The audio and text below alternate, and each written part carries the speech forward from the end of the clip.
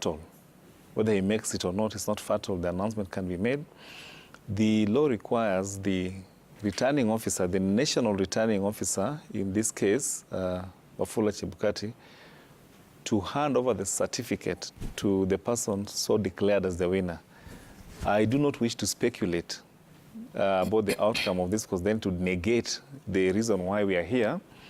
But we would expect that the Right Honorable former Prime Minister Raila Odinga would make his way anytime from now.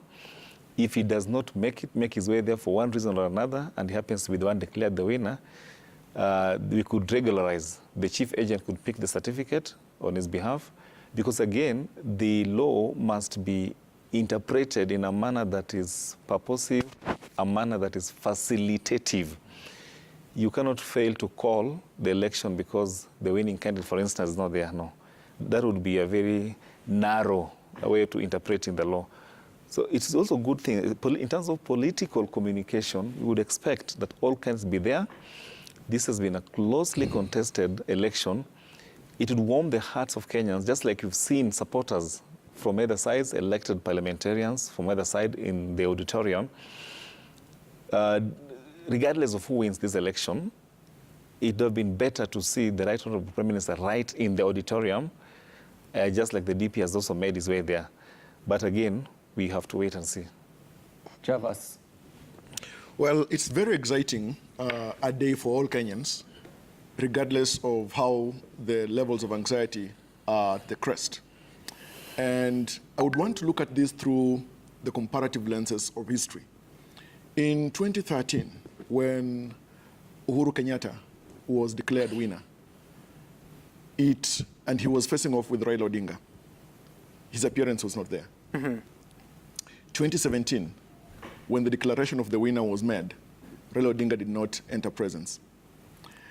I'm not insinuating anything, but it would be a bit curious why he has not arrived yet when the invitation clearly read 3 p.m. Okay. And Javas, now it's the time. Now the music is back at the auditorium, so we head back there. When there's silence, we come back here, right? All right. Okay. Azidi kuilinda Kenya, twajua kwamba ulinzi wetu watoka kwake Mola Mungu, na tumuombe Mungu Mwenyezi azidi kuilinda Kenya. Twajua kwamba ulinzi wetu watoka kwake Mola Mungu, na tumuombe Mungu Mwenyezi, na tumuombe Mungu Mwenyezi azidi kuilinda Kenya. Twajua kwamba ulinzi wetu watoka kwake Mola Mungu, na tumuombe Mungu Mwenyezi, na tumuombe Mungu Mwenyezi azidi kuilinda Kenya. Mungu ibariki nchi yetu pamoja na watu wetu. Mungu wabariki watu wako, amani idumu Kenya. Mungu ibariki nchi yetu pamoja na watu wetu. Mungu wabariki watu wako, amani idumu Kenya. Popote tulipo Kenya, Mungu wabariki watu wako, ushushe baraka zako. Mungu wabariki nchi yetu, amani idumu Kenya. Umoja uzidi Kenya. Mungu wabariki watu wako, upendo uongezeke. Mungu wabariki nchi yetu, amani idumu Kenya. Mungu ibariki nchi yetu pamoja na watu wetu. Mungu wabariki watu wako, amani idumu Kenya. Mungu ibariki nchi yetu pamoja na watu wetu. Mungu wabariki watu wako, amani idumu Kenya. Mungu ibariki nchi yetu pamoja na watu wetu. Mungu wabariki watu wako, amani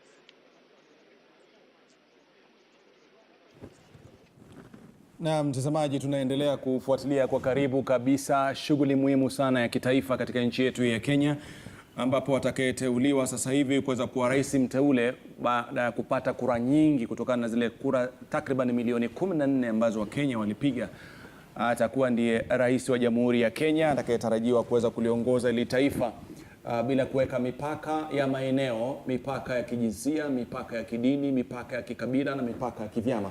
Lakini pengine kwa dakika moja kabla turudi, nafikiri kwamba tuweza katizwa, maana shughuli leo ni muhimu, inaelekea kule. Javas, kwa swali nitakuwa swali moja. Ikiwa tulisajili wapiga kura zaidi ya milioni 22 ama milioni 22, lakini waliojitokeza kupiga kura ni milioni 14, inasemaje kuhusu sisi kama Wakenya?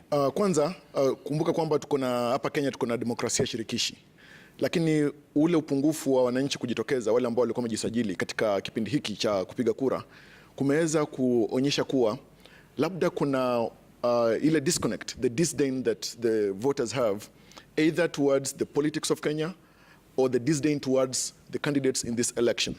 Because there's one clear realization that most politicians in Kenya haven't kept word in implementation of the social contract with the people.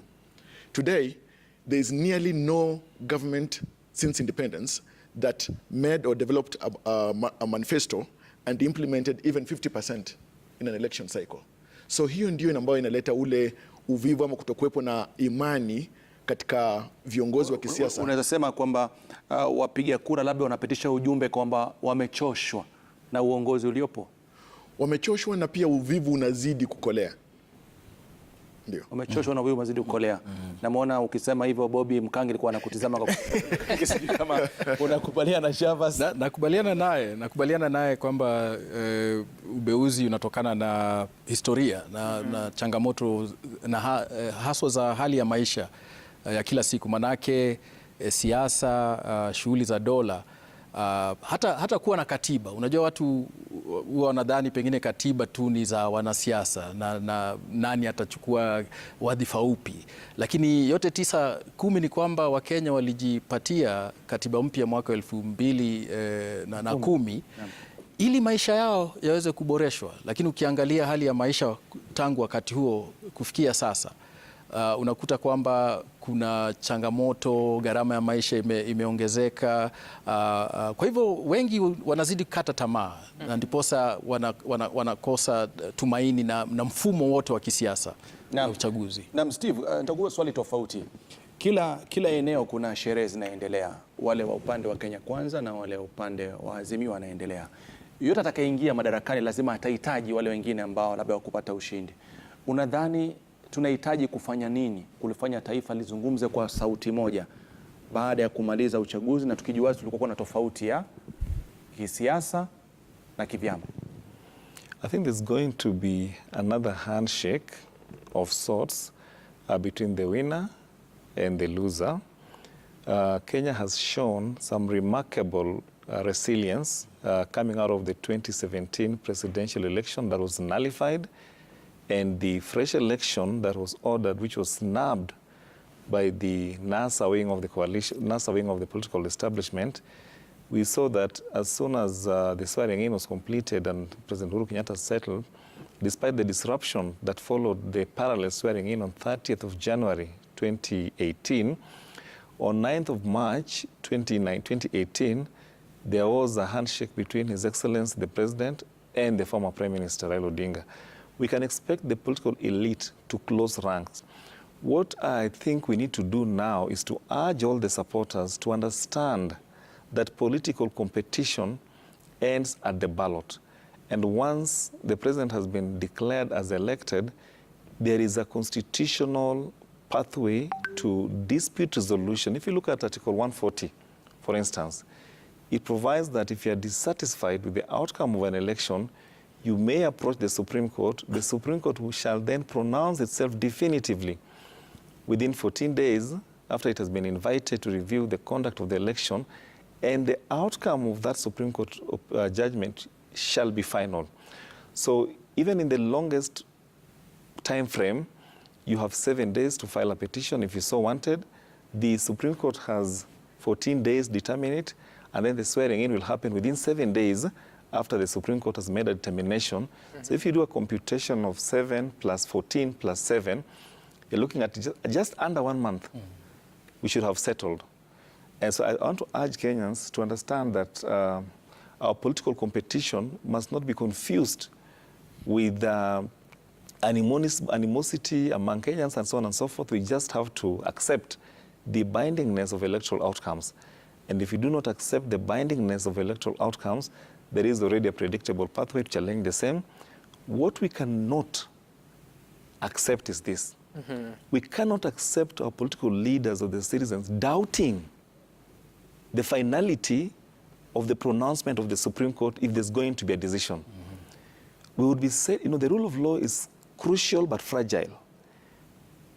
In the hierarchical order of constitutional interpretation, yes, Rashid, you and I can say the election, in our opinion, was not managed in accordance with the Constitution.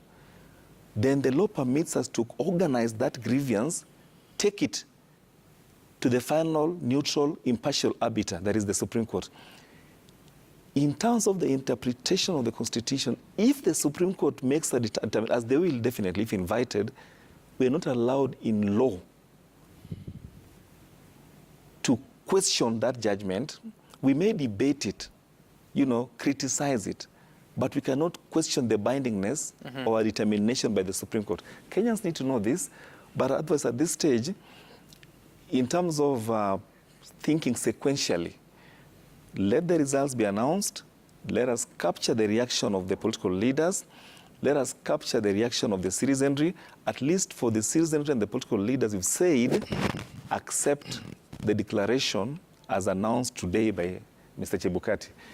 If you have a doubt, we proceed to court, but let us accept the bindingness of Supreme Court opinion if we'll ever get there. All right, of course, these are the possibilities that are guided by the supreme law in the country, that is the Constitution of Kenya. And we'll wait to see, because the efforts towards the Supreme Court do not begin up until Wafula Chebukati speaks. I would have used another phrase, but I don't want to. You all know it. So we still continue to wait. It's now 22 minutes to 4 p.m. Rashid. 3 p.m. becomes 4 p.m. I don't know. But then again, Wafula Chebukati promised the country he would do it during the day. Lakini nafikiri kweli alisema saa 9, lakini kitu ambacho labda pengine kitakuwa kinachangiwa na kile ambacho Steve na Bob amesema, nafikiri pia ingependeza zaidi kama angetangaza matokeo wakati wote wapo, kwa sababu ule mshikamano umekuwa mkiuzungumza na safari ya umoja na ujenzi wa taifa itaanzia vizuri kama tutakuwa wawaniaji wote wa rais wapo, matokeo yatolewe, atakayeridhika wameridhika, na ambaye hatakuwa hajaridhika kama alivyosema Steve, kwa utaratibu tuangalie katiba inasemaje, kifungu cha 140 na aende moja kwa moja kuweza kukifanyia kazi. Itakuwa jambo la busara zaidi tukiwa pamoja, manake ni matokeo ambayo yanahitaji umoja wetu ili kufanikisha ndoto ya taifa letu. Javas. Well, kweli kabisa, lakini unajua kwamba mtu akiingia katika siasa huwa na nia moja ya kupata ushindi, haswa katika kinyang'anyiro cha urais. Na hapa tunaona kwamba pale mtu anaweza kuwa anahisi pengine hata kuwa mshindi, huenda akaanza kulimbikiza lawama kwenye tume ya uchaguzi na mipaka IEBC, ama kutoa tuhuma na lawama kwa wale wengine ambao walikuwa pengine watu ambao ni wadadisi katika mrengo huo, ama katika kipindi hicho, ama katika chama hicho. Lakini unajua kwamba lawama sio dawa ya kosa. Na ingekuwa vizuri kwamba kabla hata baada ya tangazo rasmi la nani ambaye ameibuka mshindi katika kinyang'anyiro hiki, watu waweze kutambua kwamba ni msingi wa demokrasia tunazidi kujenga. Because after all, the placards are now down, the music no longer sings, poems are no longer recited about praises. The campaign period is over. And with this day here happening this moment, in this election cycle, the entire issue of elections in Kenya has turned the full circle. But the most important thing is that the leaders and the led should now rise to the greater calling of nationhood. It is worrying that, for instance, yesterday on social media, we heard and we saw and we read certain political leaders using some kind of language, making some kind of calls that are not necessary. With the benefit of learning from the history that is ours, I would say that censure me in your wisdom, but let us rise to the yearnings of nationhood, brotherhood, and singleness of purpose, that democracy and its tenets should not make us look at things differently or set us apart, but we should come together to build a strong fabric of the country. And Javas, you appear to be the one who ushers into the music. Let's get back to the bombers.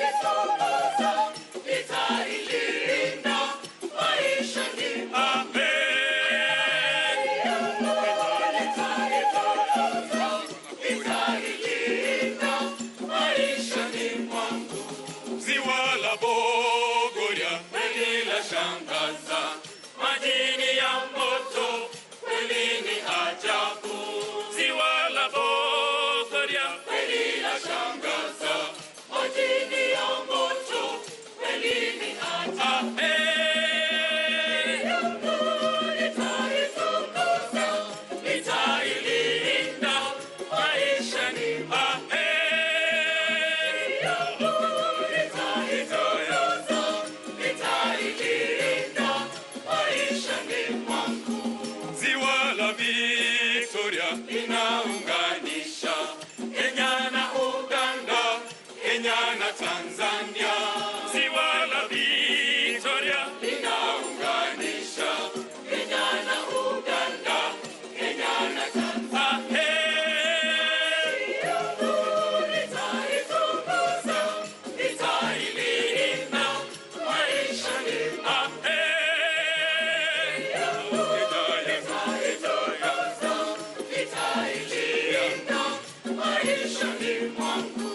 Mlima wa Kenya ni mlima wangu, waona barafu hata jua liwake.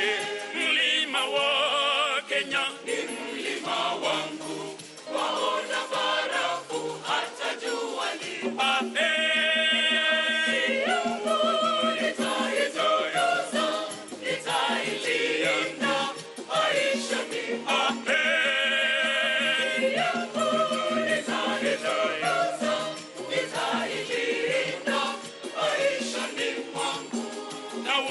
Wananchi wote ni sawa tu, wapenda ugali na sukuma wiki. Na wananchi wote ni sawa tu, wapenda ugali na sukuma wiki.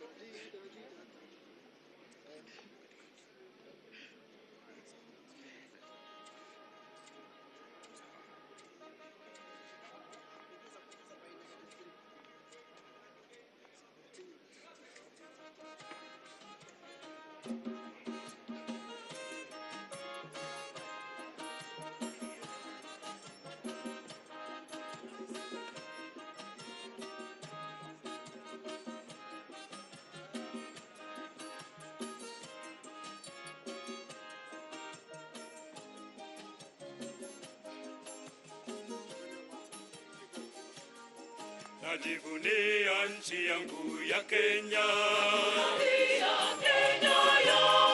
Kenya kipenzi ni nchi ya ajabu, yafurahisha na kupendeza. Nikitazama pembe zote za Kenya, naona nchi ya metameta. Maendeleo tunazidi kupata, nchi yetu yasonga mbele. Sababu gani Kenya yasonga mbele? Ni kwa sababu ya usalama. Na usalama huo watoka wapi? Watoka kwa uongozi bora.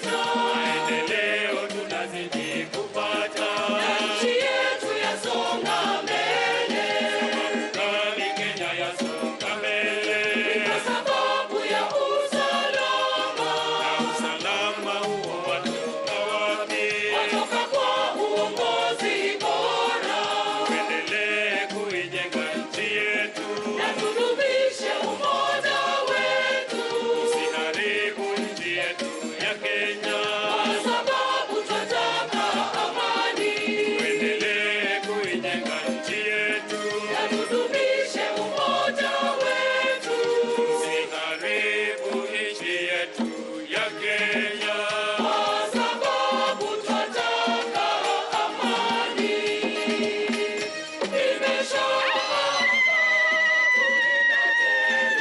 Nchi yetu tuliyopewa na Mungu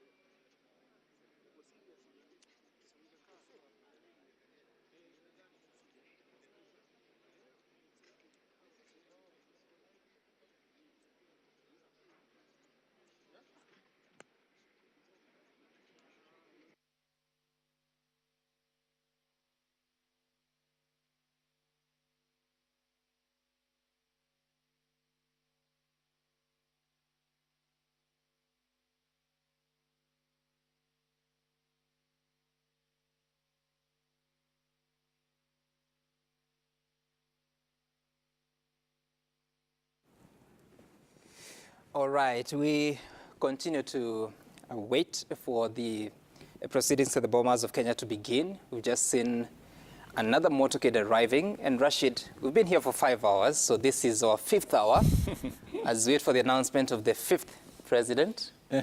For how long shall we have to wait?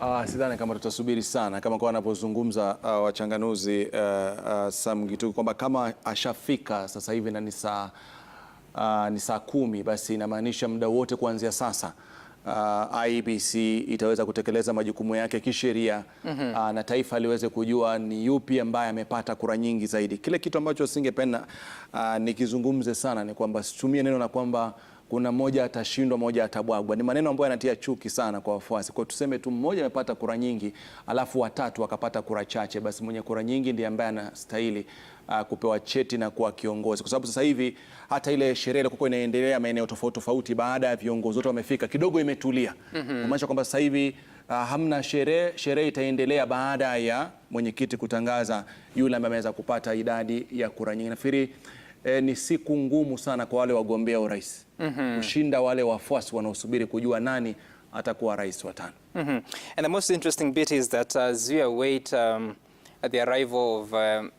former Prime Minister Raila Odinga, we've seen a motorcade, we're waiting to confirm if indeed that is him. Then it would be a rare occurrence because, Steve, in 2017, we didn't see all the presidential candidates at the Bomas of Kenya. In fact, the most significant candidate was the winner, that is Uhuru Kenyatta at that time. And I'm talking about the August 8th general election. Should Raila Odinga make his way there, then this would be a historic moment where you find all the presidential candidates at the auditorium waiting for the announcement, which up to this point in time, it appears that it's only Wafula Chebukati's secret. Well, I think the Constitution itself anticipates some minimum or residual level of political maturity and decency. And in a perfect constitutional and political setting, you would be expecting all the candidates that contested in that election to show up for the final announcement. So the failure by the Honorable former Prime Minister Raila Odinga to show up in 2017 can only be explained in terms of political bad manners. He needed to have shown up, show appreciation, and tell the IEBC, we have received the results, but we disagree. You're going to progress to the court. That is the kind of maturity that promotes peace and tranquility in the country. So we expect that if that indeed is his motorcade, that would be commendable. We would have expected him to show up, and if he has indeed arrived, then we thank him and we commend that action. We also expected the other candidate, David Mwaure, to also show up, just in solidarity, because he participated in the election to the end. Yeah, he's already there, yeah? Yes. That's fine. That is the kind of solidarity we need in our political leadership. It also helps to manage the tension. Because if a leading presidential contender fails to show up to receive the results, it demoralizes his support base. And in a country that is deeply divided along ethnic lines, you can see the IREC report, the independent review report, which we still do not know the details that Wafula Chebukati will be declaring to the country. Of course, ours is to wait for that announcement, just like... Especially in the case of the possible winner, without being told or hinted that he has got the chances, because in this case, you've got only the 4 male presidential candidates. Secondly, elections such as this are a national security issue. It is unimaginable, improbable, that the head of the team amongst the elite squad in the military that protects or provides security to the president is unaware of who has won this election.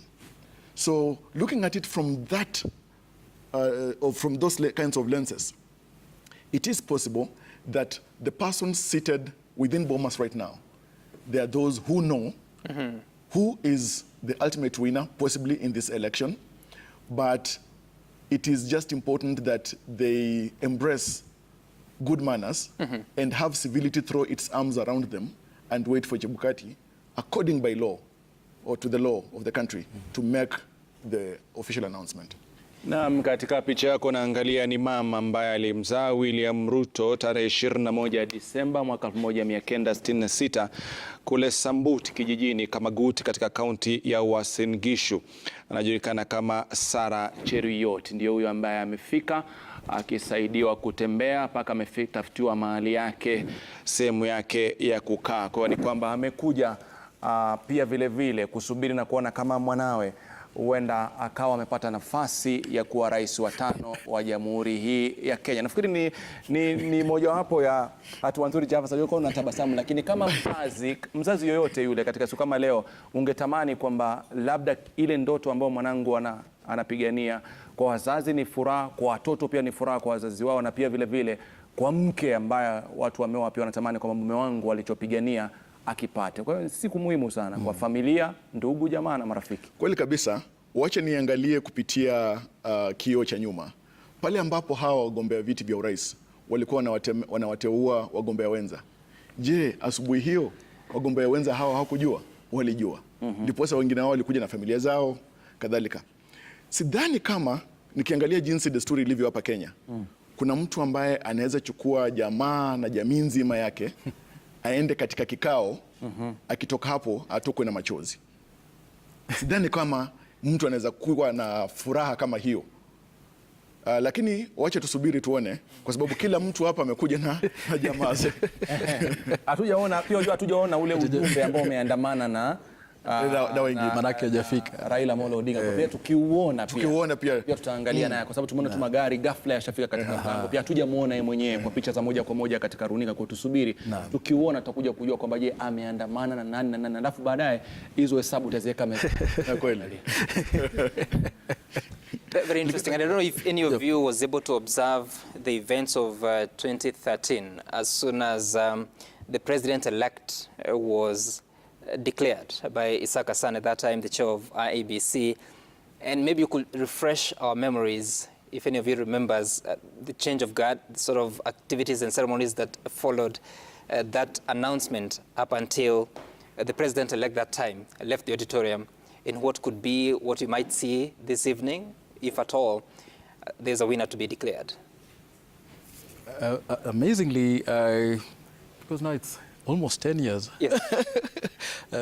My memory doesn't serve me very right, but I think I was in these studios. But as expected, the person who's been declared president-elect, they normally, fall back to their official, would say, communication centers and meet, congregate with their supporters. And then we also know that officially there is the assumption to the office of the President Committee, whose functions now kick in. So the protocols around the security detailing and other arrangements begin thereof. But in terms of the president-elect, those people around him, he left that auditorium. He was, of course, surrounded by security men. I don't know that they're women, and also different motorcade. He didn't ride in the same vehicle that he came in. Steve? Yeah, of course, if you look at the provisions of Article 138, Sub-Article 10, that requires IBC to declare the results, and then you read it together with the provisions of Article 140 in terms of the timelines for swearing in. Of course, if the president-elect when the president-elect has been declared, his status then changes, yeah? He becomes, for all practical purposes, he becomes the president. Only for purposes of transition, he has to be sworn in, and therefore the outgoing president remains the president until the handover of power officially has been completed, in this case, perhaps on 30th of August, if there is no petition. Now, that means that, of course, post the announcement, you can expect enhanced security, change of protocol, and he'll be treated as the president. You can expect communication, and I think Bobby has put it correctly, communication will now follow formal channels. Right. Of course, as he walks out, he may want to give us a short speech, it is a Thanksgiving speech, but you can expect the protocol to change immediately post-announcement, and you can expect the outgoing president to gradually, minimize his contact with the public to allow the assumption of office, the committee on the assumption of office, right, to issue the official communication. I think by law, right now, the president, His Excellency Uhuru Kenyatta, has probably completed the transition and is only in State House for purposes of handing over power. Should there be an emergency, then he would continue. If there's no exceptional emergency, he will be holding forth only for a limited period to facilitate that enjoying the same perks. That's what it is. And of course, the president-elect will have an office of the president-elect can actually issue formal communication. Javas, you wanted to add something? Well, yeah, that's very true. And then again, since the time when Kenyans went into election on August 9th, and new officials, new politicians, new leaders voted into office, we know that now the issue of incumbency that's temporary arises, becomes active. For example, right now, you know that we do not have a sitting parliament, all right? We do not have a speakers of both houses, the Senate and the National Assembly. There are some things now that, factually speaking, the executive can do to the limitation of the law, and also anticipating that the arm of government, that is the legislature, will, according to program or schedule of law, get to be sworn into office. Now, these transitions that we witness, for example, the one we are witnessing through this election, puts to the fore one thing, that we are an organized and progressive democracy, something that other countries envy. So we as Kenyans actually should celebrate the fact that we can have such kind of peaceful transitions, and we are trusting that we're going to have a peaceful transition, and that whoever will be declared the winner will appreciate the fact that the majority have made their choice or their decision, and the fact that it will be prudent and an expectation, a great expectation of the people of Kenya, that insightful or incitement statements will not be made by that person who will not have succeeded to be elected, or politicians from allied parties within their coalitions. So I want to pleasantly imagine that we are going to learn from the history that we've had. And in this country, Gituko, I'll tell you this, that Kenyans are generally rational to a great extent until that rationality is stretched beyond elastic limits by the incitement of politicians. And so we need to appreciate that politicians have to know that upon their shoulders, imaginably strong, that Kenyans have placed so much hope that they know that the duty and responsibility of nation building is placed upon those shoulders or the laps of our leaders. And so the entire world's eyes are upon this country. The eyes of the country are upon Bomas and Chebukati, and what kind of reactions will be drawn from various parts of the country once that announcement is made. We expect order, we expect civility, but I think we also expect good manners. And I'm getting some reminders here that in August 2017, yes, Raila Odinga was not in the auditorium as the president-elect was being dictated by IEBC, but left. Of course, they had also been pursuing some more time to allow for verification of results. That never happened and eventually ended up at the Supreme Court, and that election was nullified. And Rashid, I'm being told that in 2013, something else also happened, because Uhuru Kenyatta at that time had already left cabinet. So had William Ruto, remember, in 2013. But as soon as they were declared president-elect and deputy president-elect, they were accorded special security, obviously, but also their homes, both in Nairobi and upcountry, were secured, more security deployed to them. And of course, there was established the president-elect's office. It was at the KICC. So maybe these are things that may happen, whether it's Raila Odinga, whether it's William Ruto. And if it is William Ruto, then it's interesting because he's already the deputy president. So actually, as deputy president-elect, he'll have a special office also and more security to his home or family. And the same would happen to Martha Karua if she's elected to be deputy president-elect. The same sort of security would be beefed up at her home in Nairobi, but also in her upcountry home. And the same for Raila Odinga if you are to be announced the president-elect in this. Na nafikiri Sam, hilo ni swala ambalo kwa likizungumziwa sana wakati wa kampeni, kwamba tunasema kwamba tufanye kampeni na ikifika mahali tukishamaliza uchaguzi, matokeo yakipatikana, kwa utaratibu tuangalie yule ambaye atakuwa amepata wadhifa huo na yule aliyopo kuwe na kule kuchukua mamlaka ama kupokeza mamlaka mwingine kwa njia ya utaratibu, maelewano, amani, bila tashwishi yote. Nafikiri ni swala ambalo Wakenya wangependa kuliona. Lakini pia kwa taarifa ni kwamba ule msafara ambao tumeweza kuona wakati ule pale Bomas haukuwa msafara ambao tunatarajia uwe ni wa mgombea wa urais kwa tiketi ya Azimio la Umoja wa Kenya, Bwana Raila Amolo Odinga, lakini labda muda wote kutoka sasa tunatarajia kwamba msafara wake labda utakuwa unatoka maeneo ya Karen. Basi tukipata picha za moja kwa moja tutakueleza msafara huo unaelekea wapi. Lakini kwa hivi sasa ni kwamba kwa taarifa zonazo ni kwamba yale magari tulikuwa tumeona yakiingia pale haukuwa ni msafara wake. Lakini pia kuna jambo moja ambalo mmeweza kulizungumzia na unapozungumza kuhusu masuala ya kuchukua mamlaka kwa ofisi na kadhalika.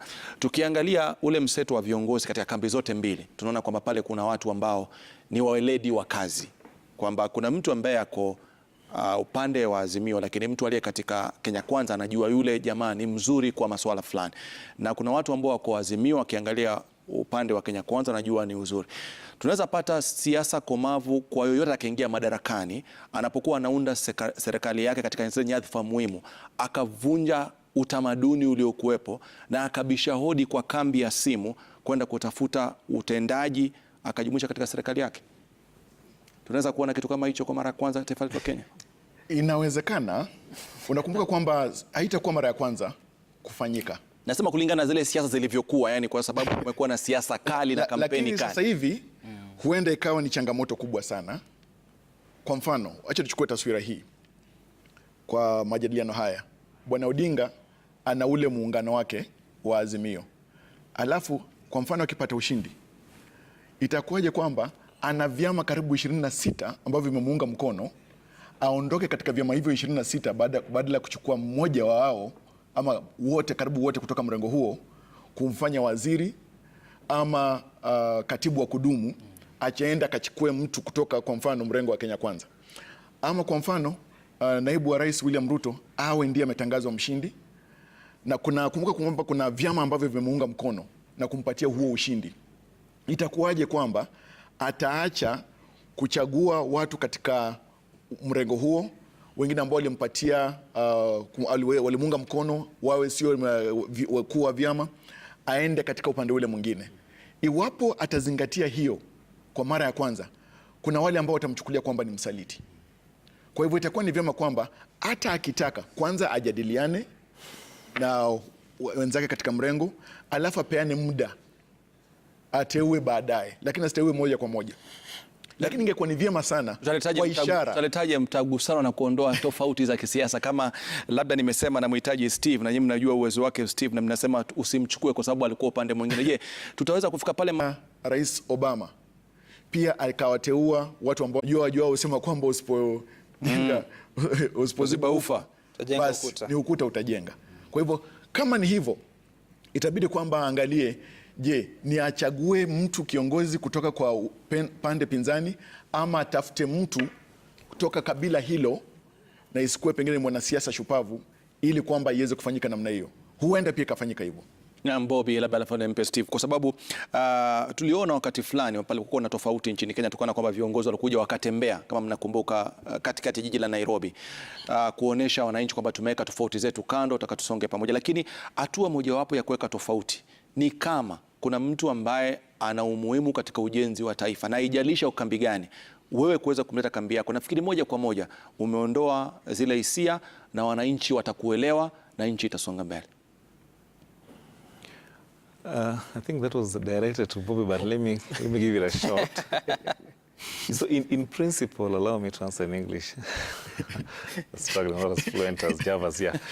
Now, in principle, there is nothing wrong with political cross-pollination because you are shopping for talent, you are shopping for allies. In any event, the unity of the state is more important than partisan political positions. But in our local context, you will also appreciate that what happens is not necessary to advance national interest. Sometimes cross-pollination is founded on very narrow parochial interests, like just killing opposition. You know, we saw this since time immemorial. In Moi's time, he would co-opt members of the political opposition into his government to silence them. And he would appoint as many as, and Bobby here can tell us about that, because, you know, before we had this new constitution that delinked the executive from the legislature, you had nearly a third of members of the National Assembly serving in the cabinet, sometimes even from the political opposition. That makes it very difficult to check the government. I think what we must not do is to create or inject impurities, political impurities that can contaminate the ideology of a political party, because we still need to have a clear, coherent political communication coming from the political opposition. You have the lead of minority that says this is the second most largest party to the minority party serving in the majority government. You get? Because then that undermines accountability. But if you're looking for technocrats, bureaucrats, in this election we've seen the likes of David Ndii on the other side, the likes of Professor Makau Mutua on this other side. If for one reason or another, whoever wins the presidency wants to co-opt either of these technocrats, they would be at liberty to do so, because then they'll be coming to lend their professional expertise. That's okay. Naam, na pia Bob, labda kuna mtu atasema itakuwa ngumu kwa sababu hata watu wakienda kupiga kura, labda pengine kila mrengo ulikuwa kuna tayari unajua kwamba anayeshinda anachukua kila kitu, kumaanisha anayeshindwa hana nafasi kisheria ya kuwa na nyadhifa yake kama kiongozi wa upinzani rasmi kisheria. Mlichukua ya maoni wakati tunasema tunasubiri katiba ya mwaka 2010. Hili mbona alikuweza kuafikiwa? Manake ni kwa sababu ya mfumo ambao tulikubaliana kama Wakenya tuwe nao katika uongozi wa ngazi ya utekelezaji wa kitaifa, yani national executive, na tulichukua mfumo wa kimombo tunasema presidential. Na kwa hivyo sasa unaona kwamba ni zile taasisi za dola ama vitengo vya dola ambavyo ndivyo ambavyo vinatiliwa msingi na kipaumbele. Kwa hivyo kuna national executive, kuna bunge la kitaifa, alafu kuna mahakama. Kwa hivyo katika huu mfumo utakuta kwamba na ule mfumo ambao sasa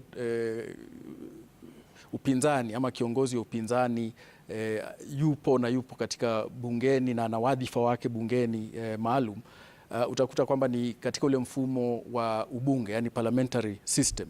Na hapa tumejaribu kuileta hapo awali. Ukiangalia rasimu za katiba za awali kama ni ile ya Bomas na hata ile ya kwanza, sisi kama Committee of Experts tulikuwa tumeichapisha harmonized draft. Kwa hivyo iwe kama mseto, mfumo wa urais na mfumo wa ubunge, lakini mwisho wa Kenya wakaamua kwamba ni mfumo wa urais ambao utakuwa nao, lakini si ati kwamba hakuna upinzani. Tofauti ni jinsi chanzo na chimbuko cha serikali na serikali chimbiko.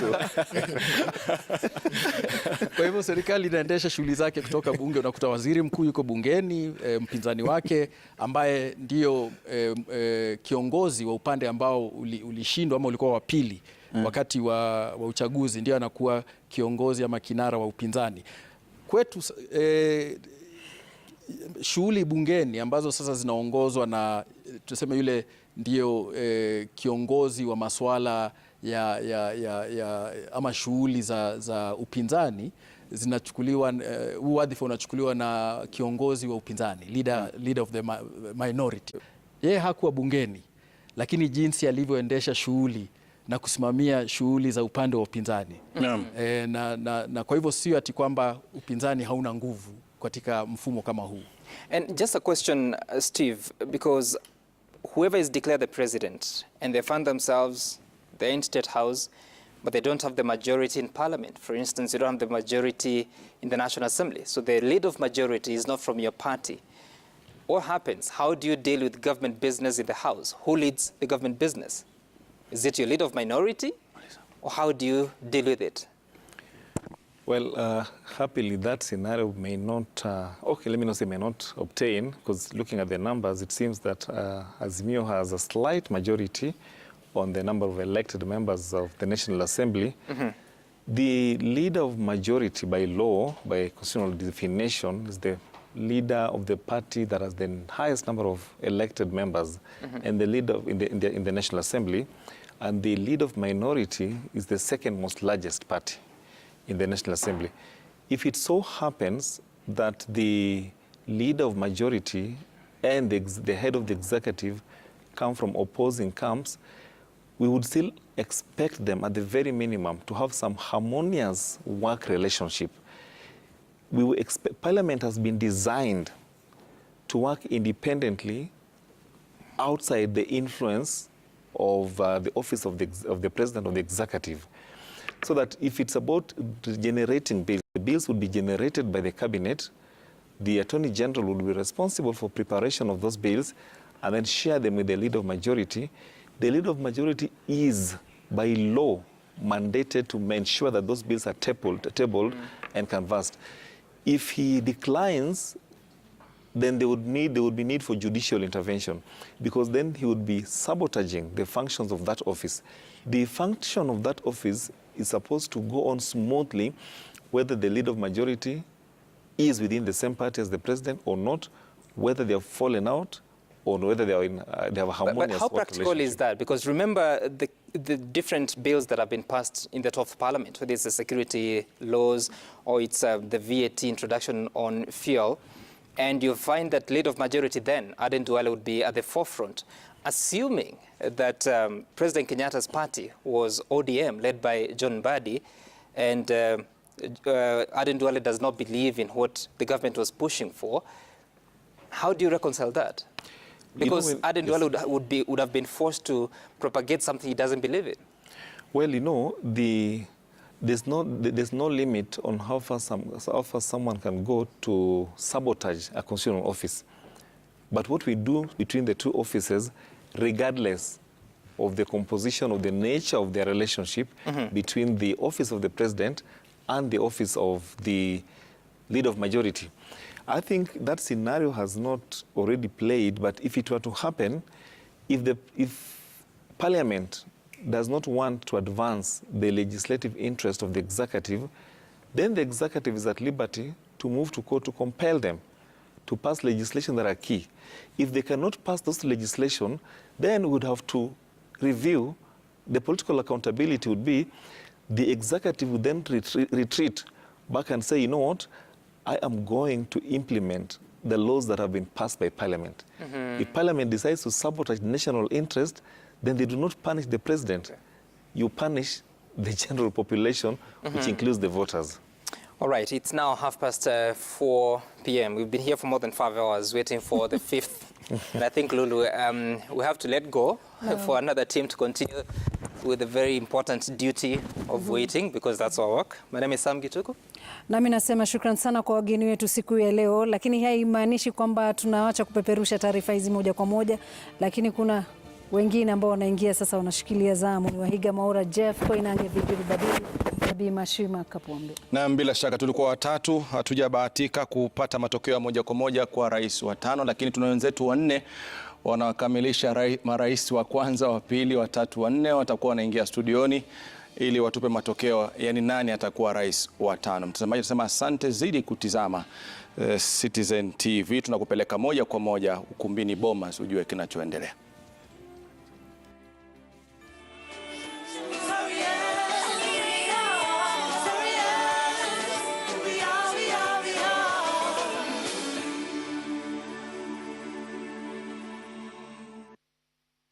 Simama Simama, Wakenya wote simama.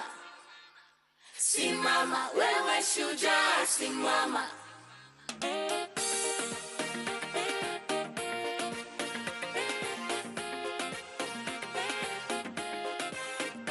Nchi yangu, jukumu langu, mimi ni shujaa, shujaa. Najivunia taifa langu, mimi ni shujaa, shujaa.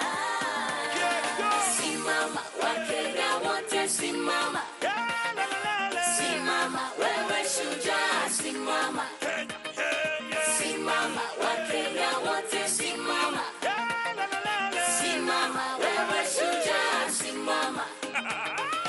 Kenya yaito beautiful, mazingira tobwate colorful. Aba Kenya na bantu wonderful, proud to be Kenyan, I'm grateful. Wetu na bujinguru chaito, chinguru chaito, tosigeta basani beze yaito, omorembo ito.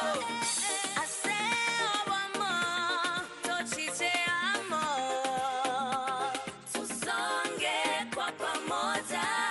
Tumetoka mbali, tunaenda mbali, sote kwa pamoja. Nchi yangu, jukumu langu, mimi ni shujaa, shujaa. Najivunia taifa langu, mimi ni shujaa, shujaa. Simama, Wakenya wote simama. Simama, simama, wewe shujaa, simama. Simama, Wakenya wote simama.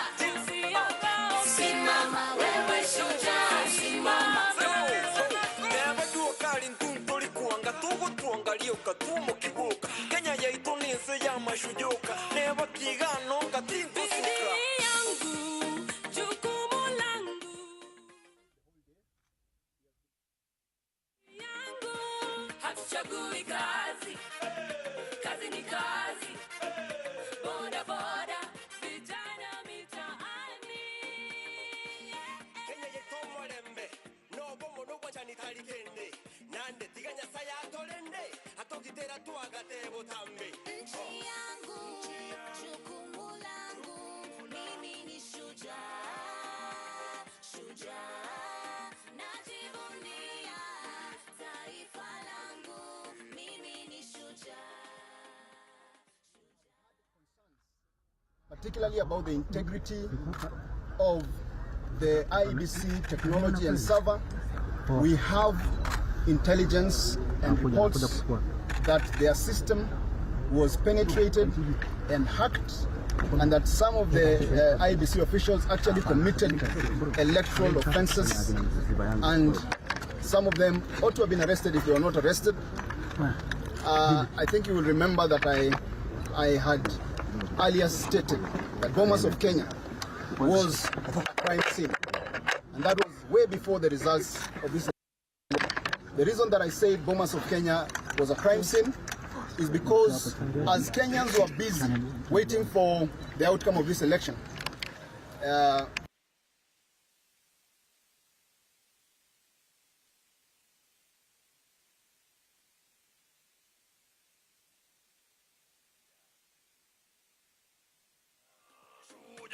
Nchi yangu, jukumu langu, mimi ni shujaa, shujaa. Najivunia taifa langu, mimi ni shujaa, shujaa. Simama, Wakenya wote simama. Songe pamoja. Simama, wewe shujaa, simama. Simama, Wakenya wote simama. Simama, wewe shujaa, simama. Wewe shujaa. Commission IEBC to account to the people of Kenya to deliver a free, fair, credible, verifiable election. The people of Kenya deserve nothing less. Thank you very much. I will now give it to my colleagues. And lastly, because my colleagues are indicated, Lastly, may I say that there is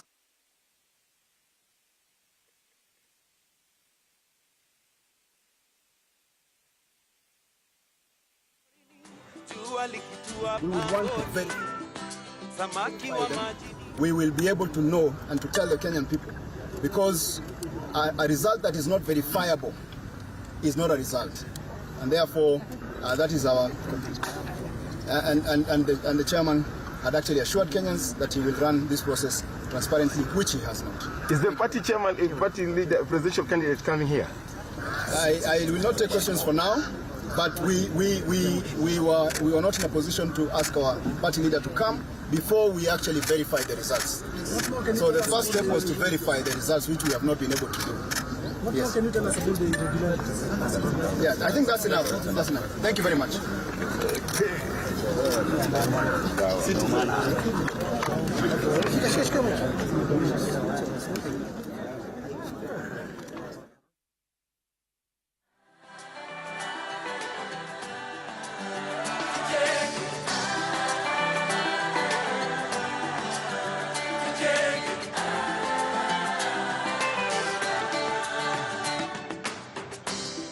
Ukinyesha tusinyeshewe, tuwe salama.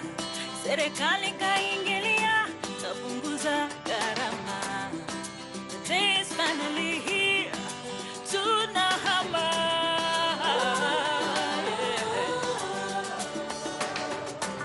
Finally, sawa kwa wote. Hata yule mapato ni duni, malazi yopata. Sisi wana Kenya tujitenga.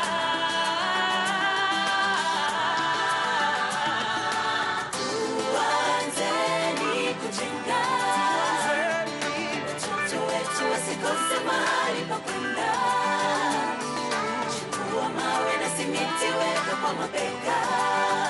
Tunajenga. Tunajenga. The journey starts with you and with me. Freedom is here. Mimi na wewe ndio wenye nchi, tujenge pamoja.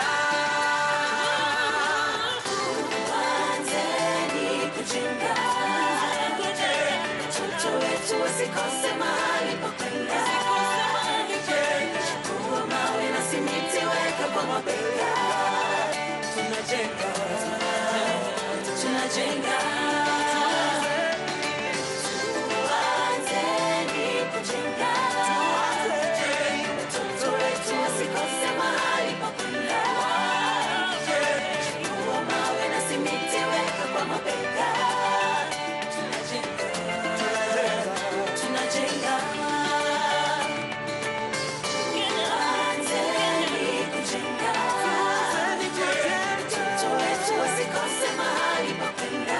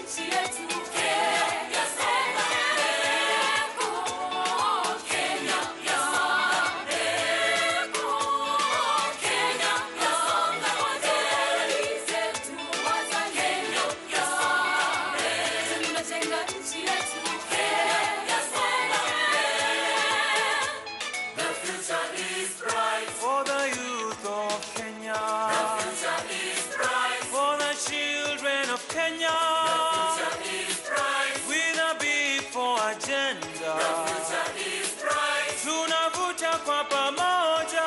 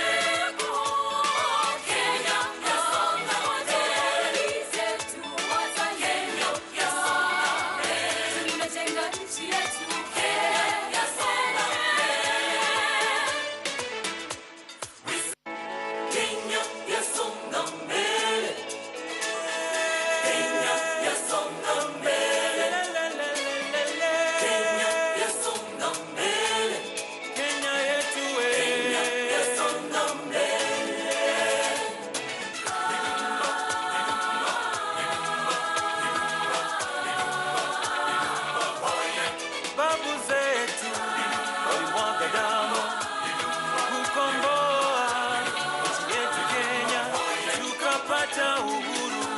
Kwa juhudi zao tunajitawala, kwa ujuzi wetu tunasonga mbele.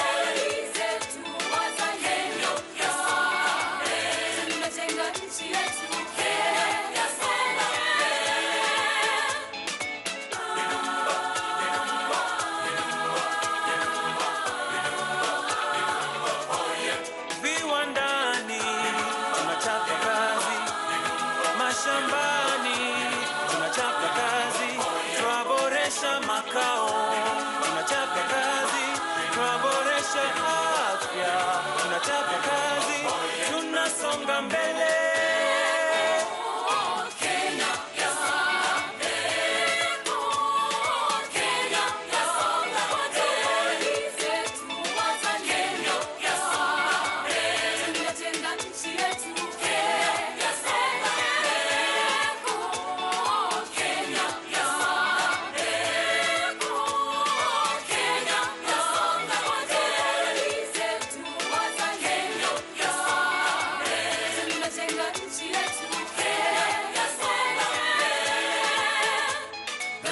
For the youth of Kenya,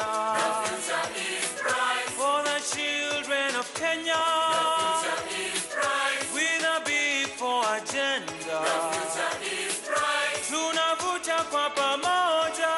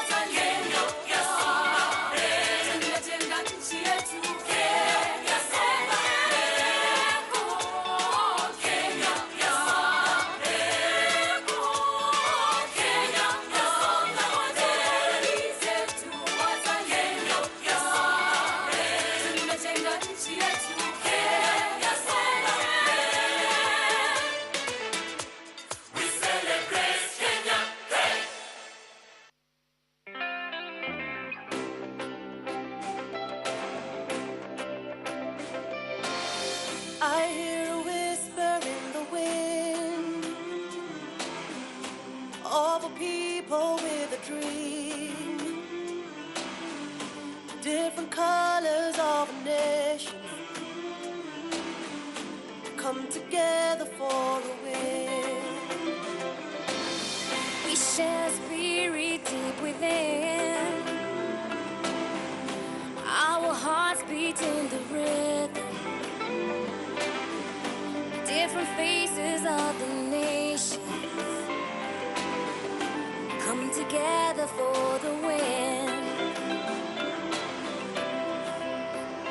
Pamoja tunaweza, twajitenga, pamoja we can. We are, we rise, we spread beyond our limits. Said we are stronger.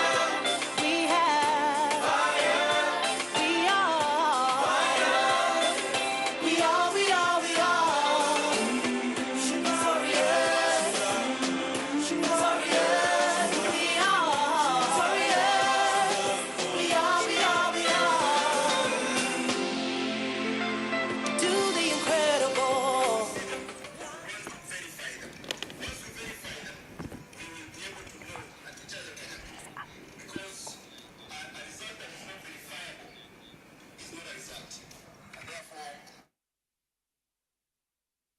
This is Kenya's Choice 2022, and many thanks for keeping it Citizen TV, even as we keep our cameras and our eyes fixed on the Bomas of Kenya, the National Tallying Center.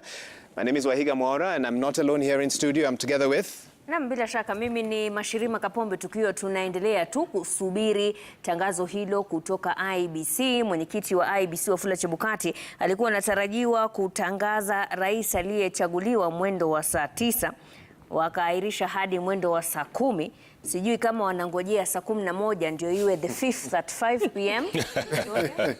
That is the question we are all asking, and Victoria Rubadiri, all eyes, of course, are at the Bomas of Kenya. And this is after slightly over 14.1 million Kenyans took to the polling stations on August 9th, and their votes taking that journey from the over 46,000 polling stations to now the Form 34C, bearing the final result of the presidential race. 4 presidential candidates campaigned, they debated, and now waiting for this moment of reckoning. But we also have Jeff Koinange here in the house, folks, and I tell you, it's been a wait and a wait and a wait.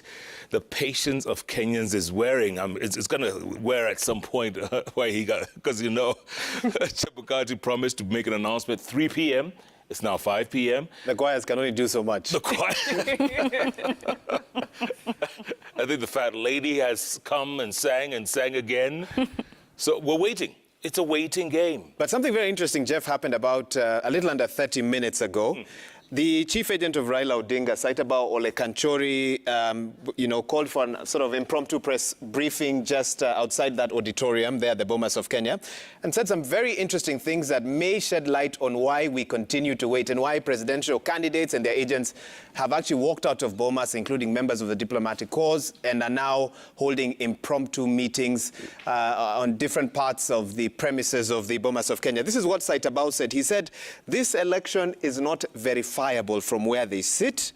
He raised questions with the chairman of the IEBC that they feel they do not have answers to.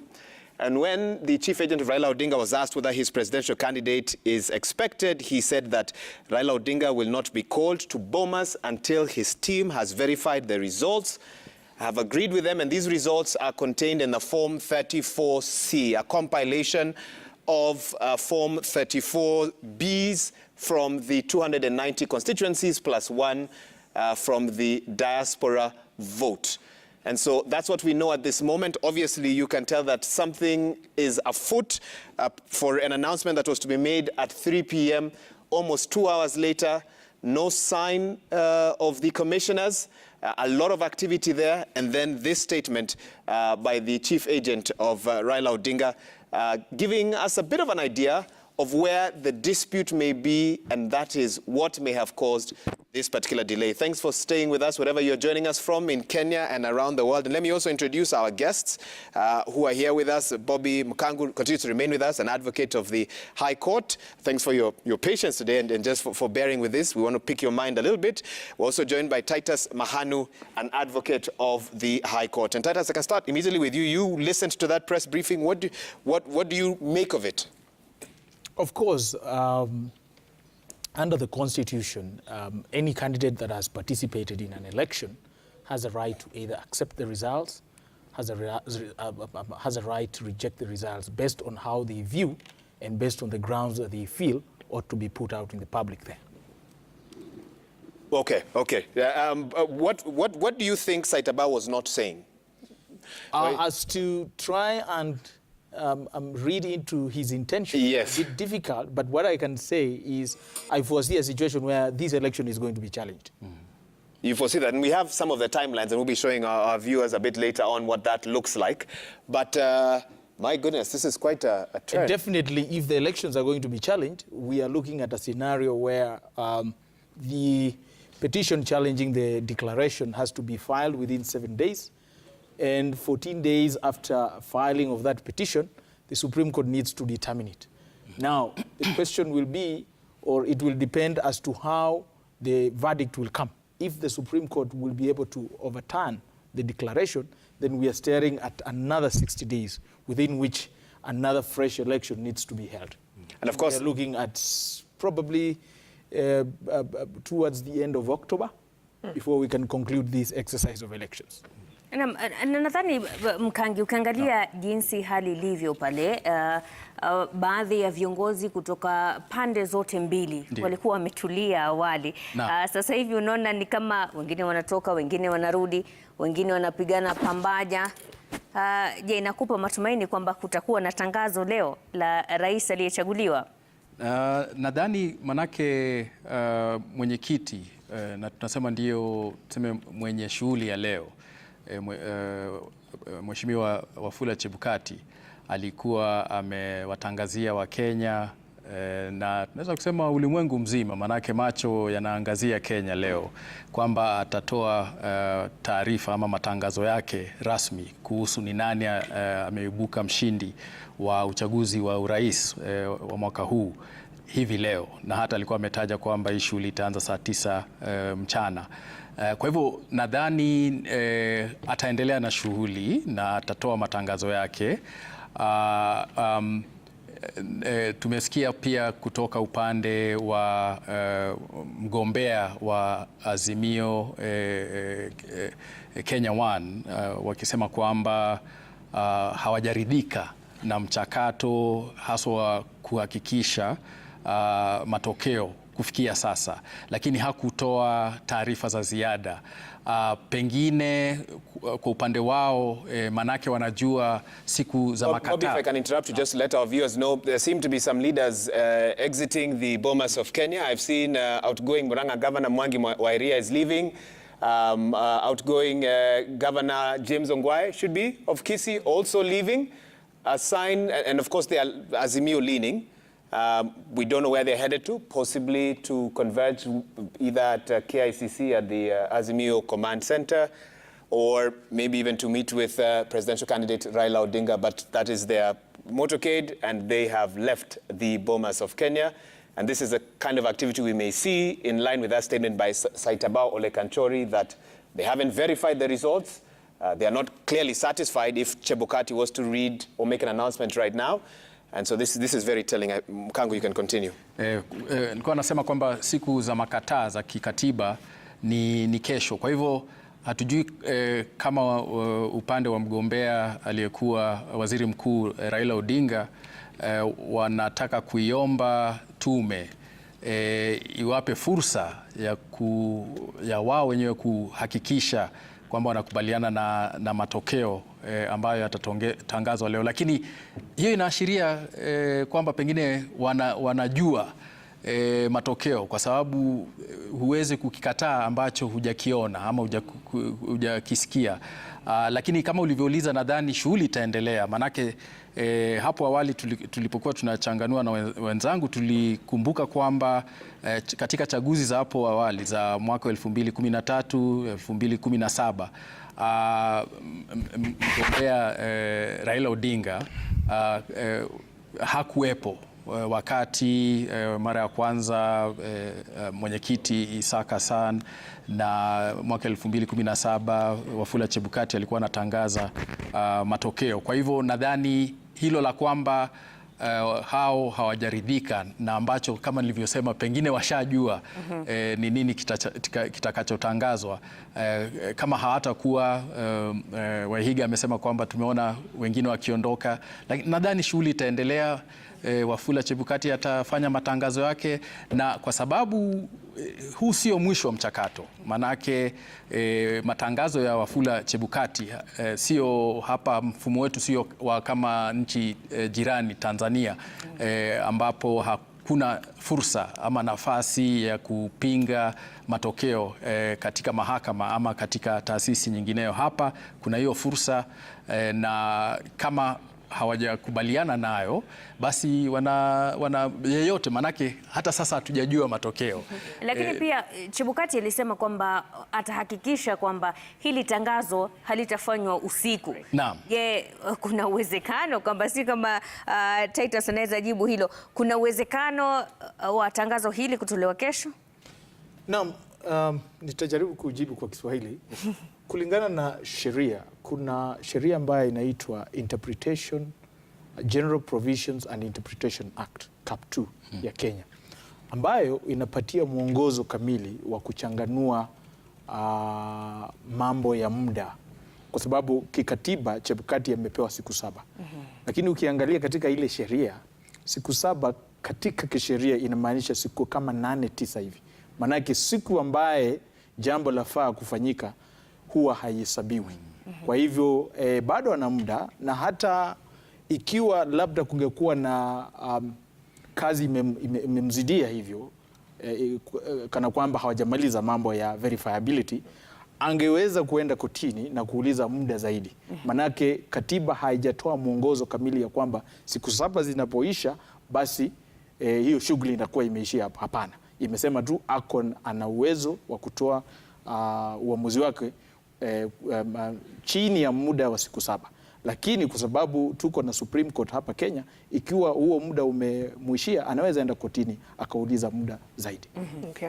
Bobby, let me bring you in here because there's a lot of speculation, especially on social media, as to what appears on that Form 34C and whose signatures should be appended on it. I've been seeing talk of some chief agents refusing to sign that form. Are they needed for that declaration to be made? Well,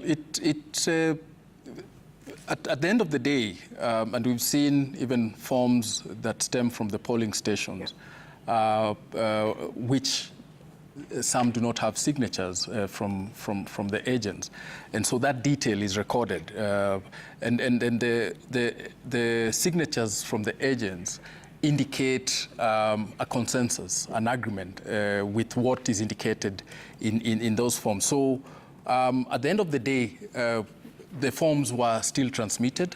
The returning officers still did bring them to the National Tallying Office. So it is not the signatures of the agents that particularly legitimize the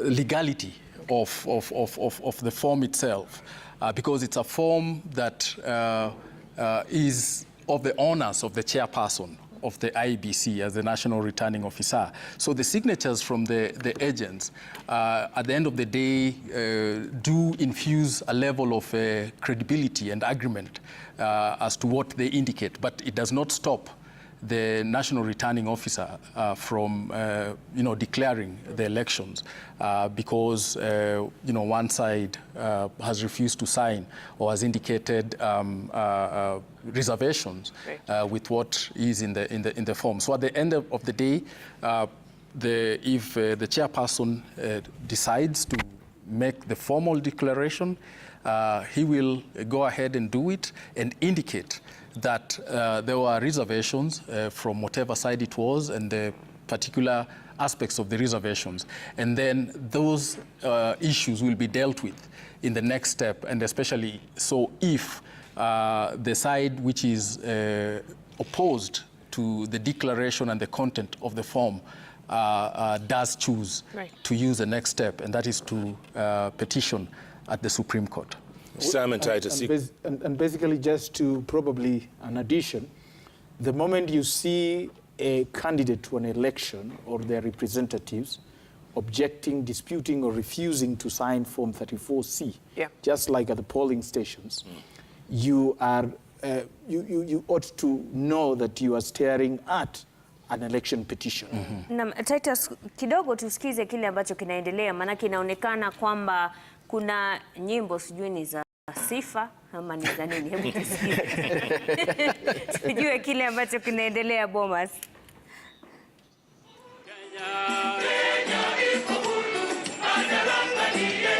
Serikali yetu imbioni, serikali yetu imbioni, tunafuata mwendo wetu Kenya wa harambee. Heko, heko jamhuri, heko jamhuri, zote, heko jamhuri, Kenya yetu yaenda mbele. Heko, heko jamhuri, zote, heko jamhuri, heko, heko jamhuri, Kenya yetu yaenda mbele.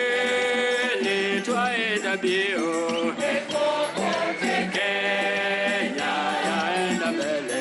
Heko kote, kwa elimu twaenda mbele. Heko kote, matibabuni twaenda mbele. Heko kote, viwandani twaenda mbele. Heko kote, na mashambani twaenda mbele. Heko kote, kweli twaenda mbio. Heko kote, Kenya yaenda mbele. Heko kote, kwa elimu twaenda mbele. Heko kote, matibabuni twaenda mbele. Heko kote, viwandani twaenda mbele. Heko kote, na mashambani twaenda mbele. Heko kote, Kenya. Heko jamhuri, heko jamhuri, heko jamhuri, Kenya yetu yaenda mbele. Heko jamhuri, heko jamhuri, heko jamhuri.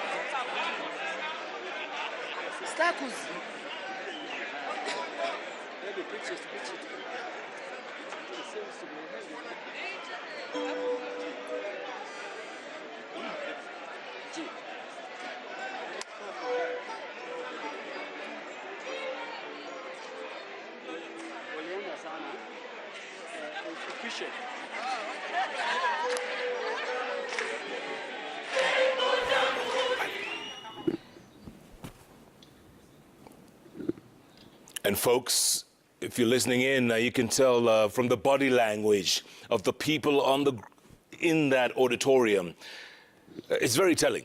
It's very telling. You can see Kenya Kwanza are literally going with the flow. And a moment ago, you saw the likes of Siaya Governor-elect James Orengo leaving this area. And his body language said it all. Waiga, I don't know if you noticed that. There's a lot of movement here. This is a secure part of the auditorium. It's very hard to get in there, Jeff. And you must have the right sort of accreditation. We're seeing members of the diplomatic corps making their way there. You're seeing agents of presidential candidates also. You wonder what's happening behind the scenes. What are we not aware of at this time? But the body language here, Jeff, doesn't need much interpretation, does it? No. They are going with the flow. It looks like mostly Kenya Kwanza who is doing that.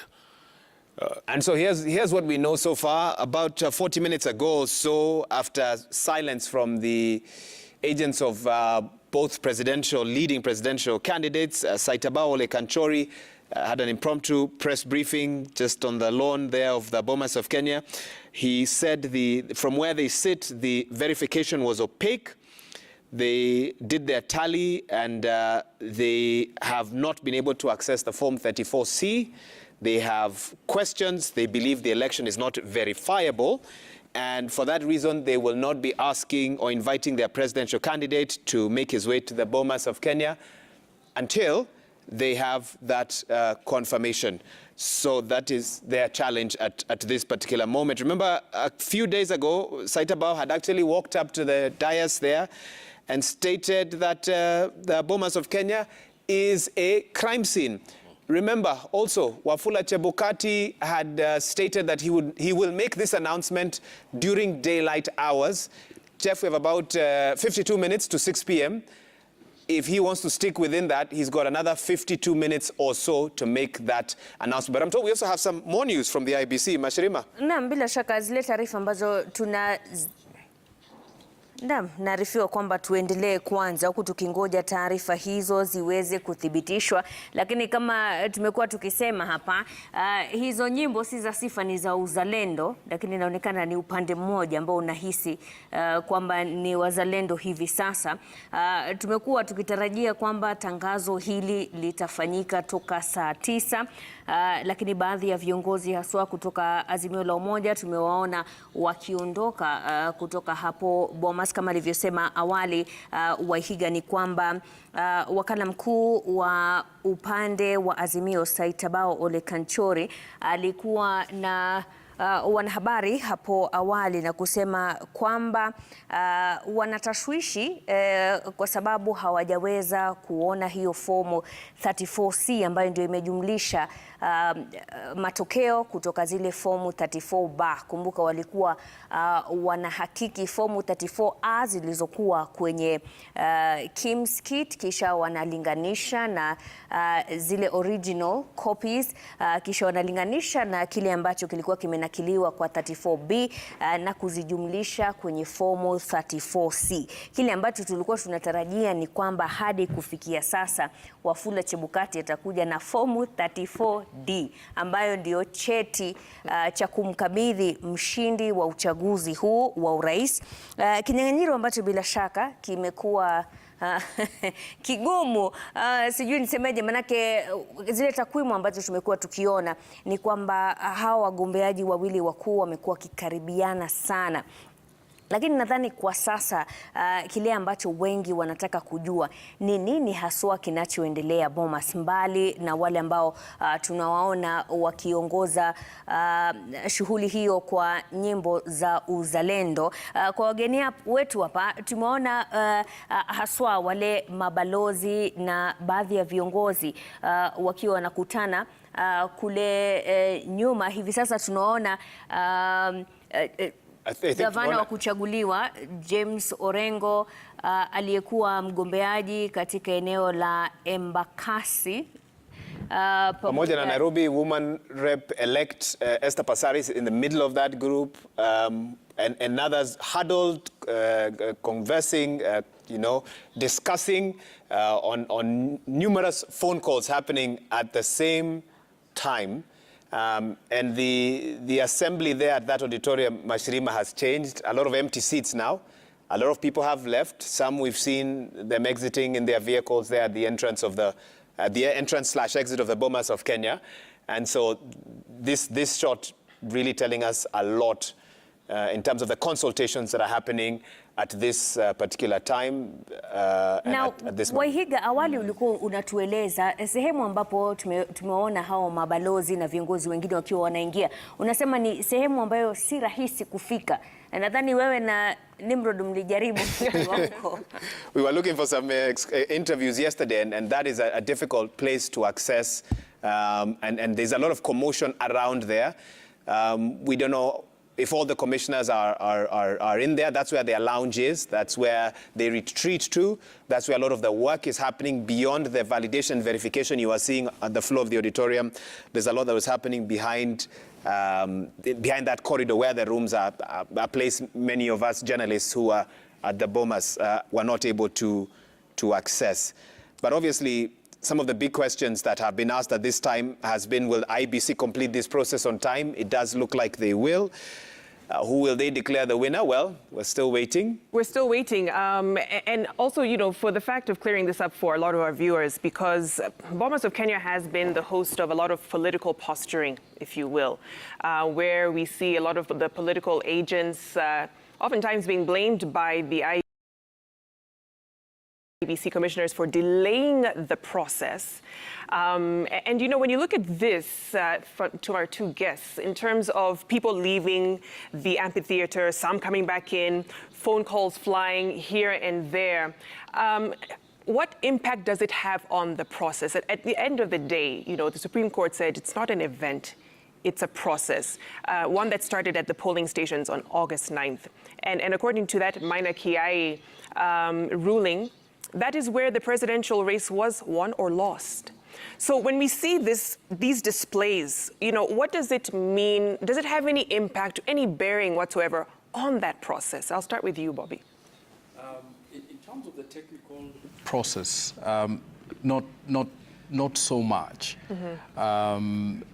because we know, and Kenyans have been watching the process of, you know, tallying, verifying, up to this stage, and some of them also have been doing their own independent tallying, because as you indicated, the 34A forms are available on IEBC's website. So that aspect of it is so that there is transparency in the process, but also everyone can eventually verify what Chebukati announces, and as against what is in the forms.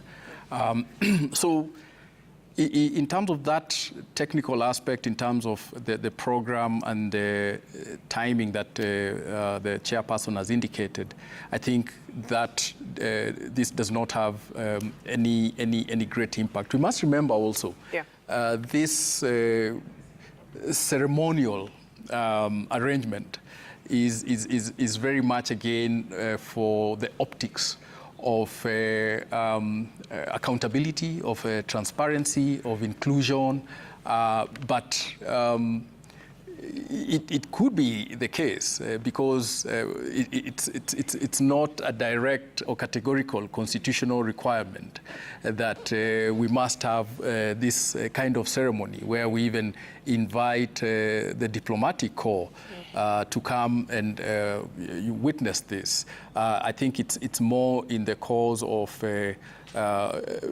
considering this to be a major national and state event that the IEBC does make it, you know, and declare in this very, very regaliad, if I may use that term, kind of event.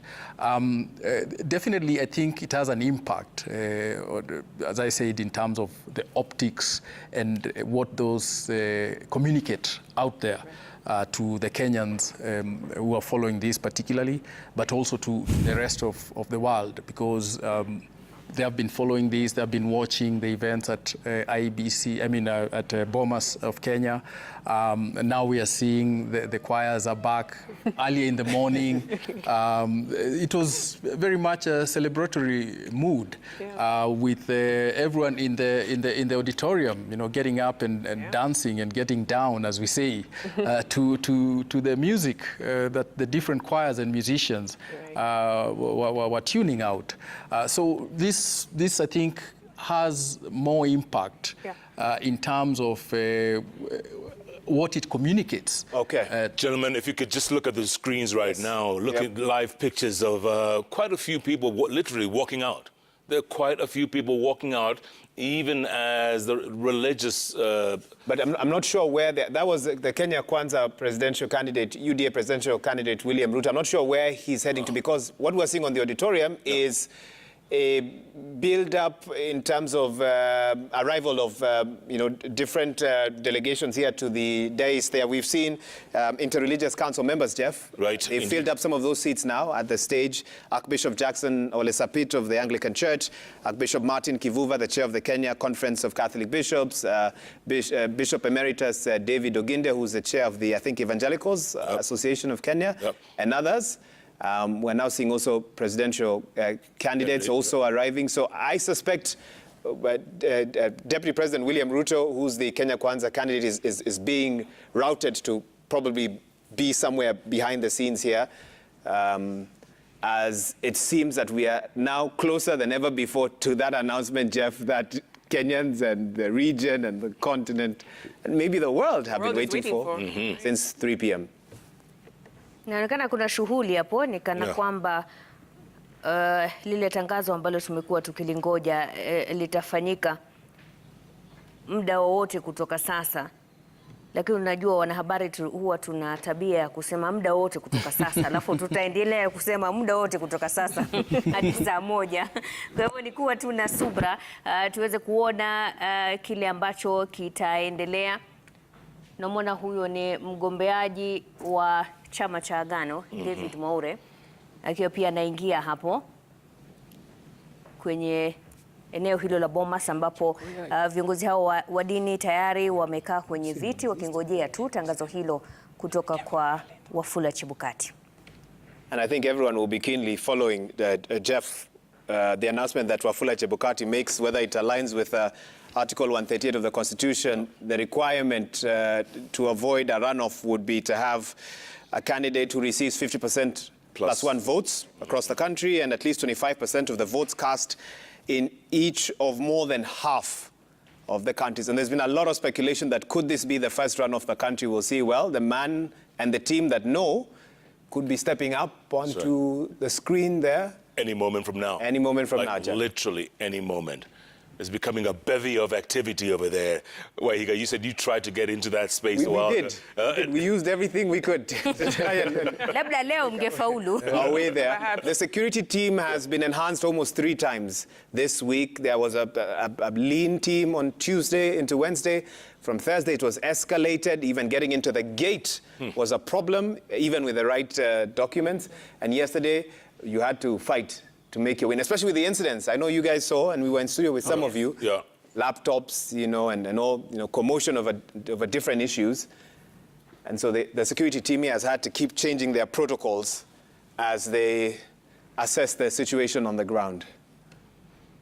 No, absolutely. And of course, that amphitheater floor has been cleared of those tables that initially were set up to verify the Form 34B coming in from the returning officers, 290 of them, but now all collated into the Form 34C that will eventually become Form 34D. That is the certificate that will be handed over to the winner, announced by IEBC Chair Wafula Chebukati. That is the man, that's the face that we want to see come through that space right there and make that all-important announcement. Kenyans have been waiting patiently since last Tuesday when they went to the polls. But of course, with all this activity, familiar faces in the political scene making their way in and out of that amphitheater, and of course, raising a lot of questions as to what could they be discussing, what could be leading to this delay with very important individuals already in the room, having waited for hours before this point.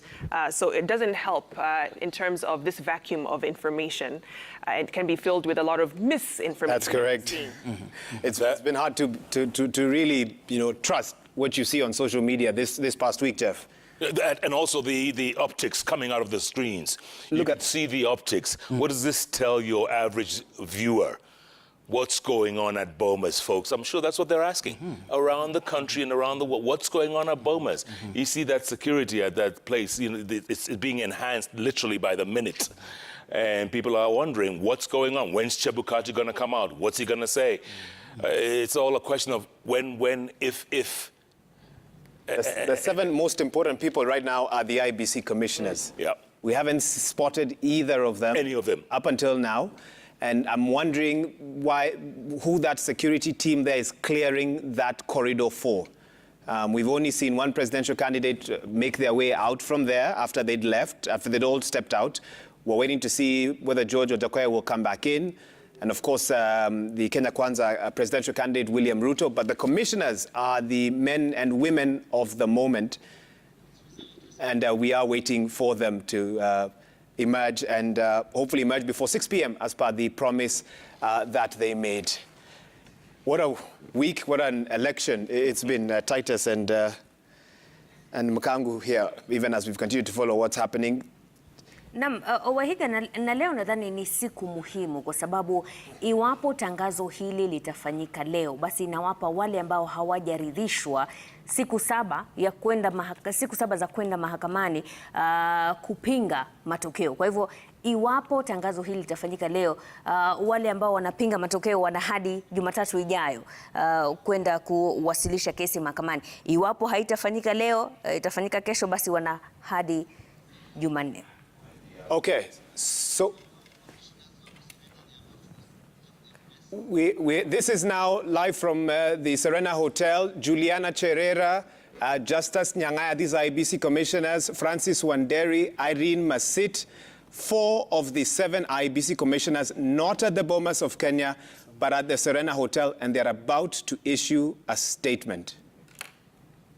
We're not sure why they're not at Bomas. It was assumed they'd all be together, but let's listen in.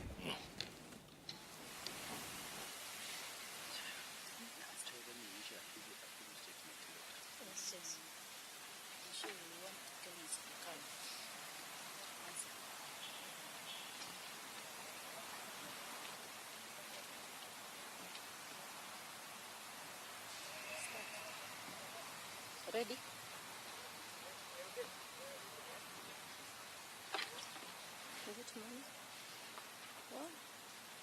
Good evening. As you can see, part of the commissioners are here because this is what we want to say.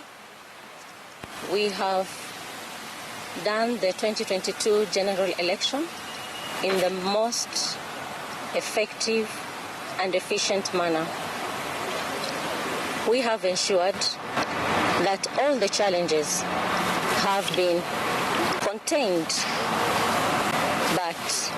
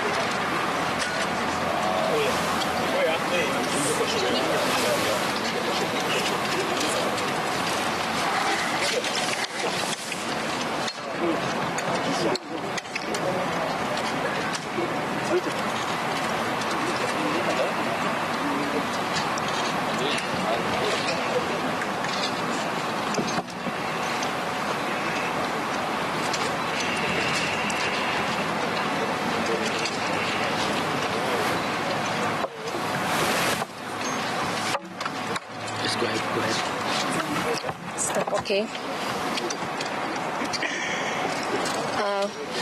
As you can see, we are part of the commissioners in the IEBC. We have conducted the 2022 general election, and we have ensured that we have improved the standards, and we have ensured that we have consistently communicated what is happening. We have partnered with all stakeholders, and we'll say it for a fact that as the Commission, we have done a good job. But some things need to be put out there. As you can see, the 4 of us, we are here, not at Bomas of Kenya, where the result is going to be announced, because of the opaque nature of how this phase has been handled.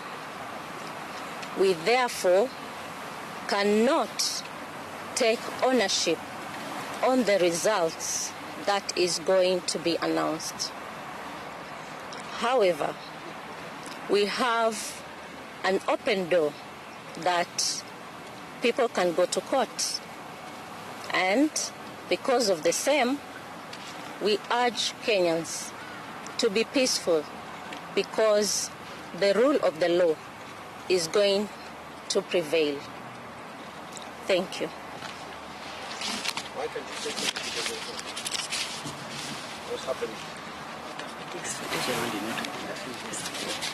I said because of the opaque nature of this last phase of the general election, and we are not able to take ownership of the results that will be announced.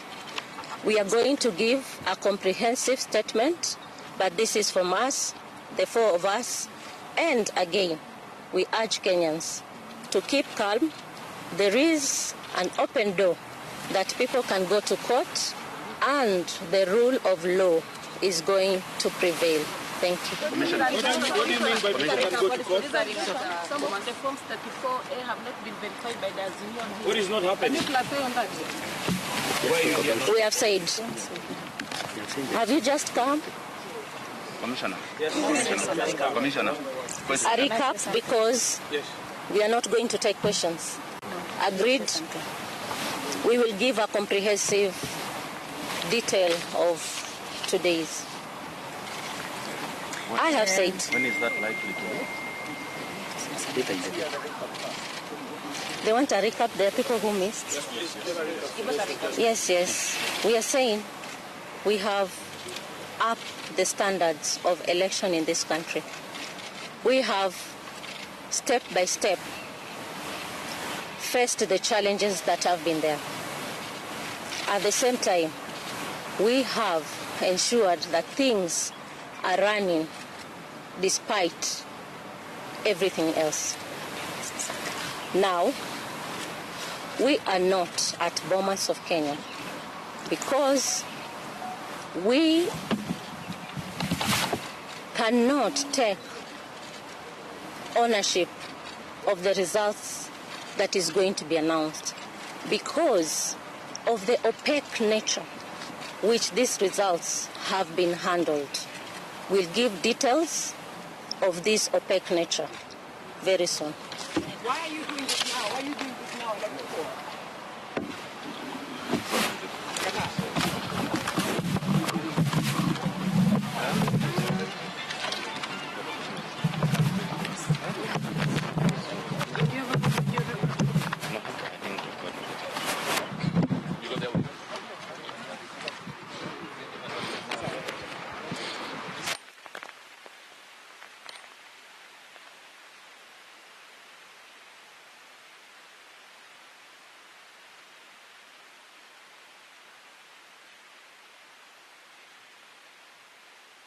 Naam.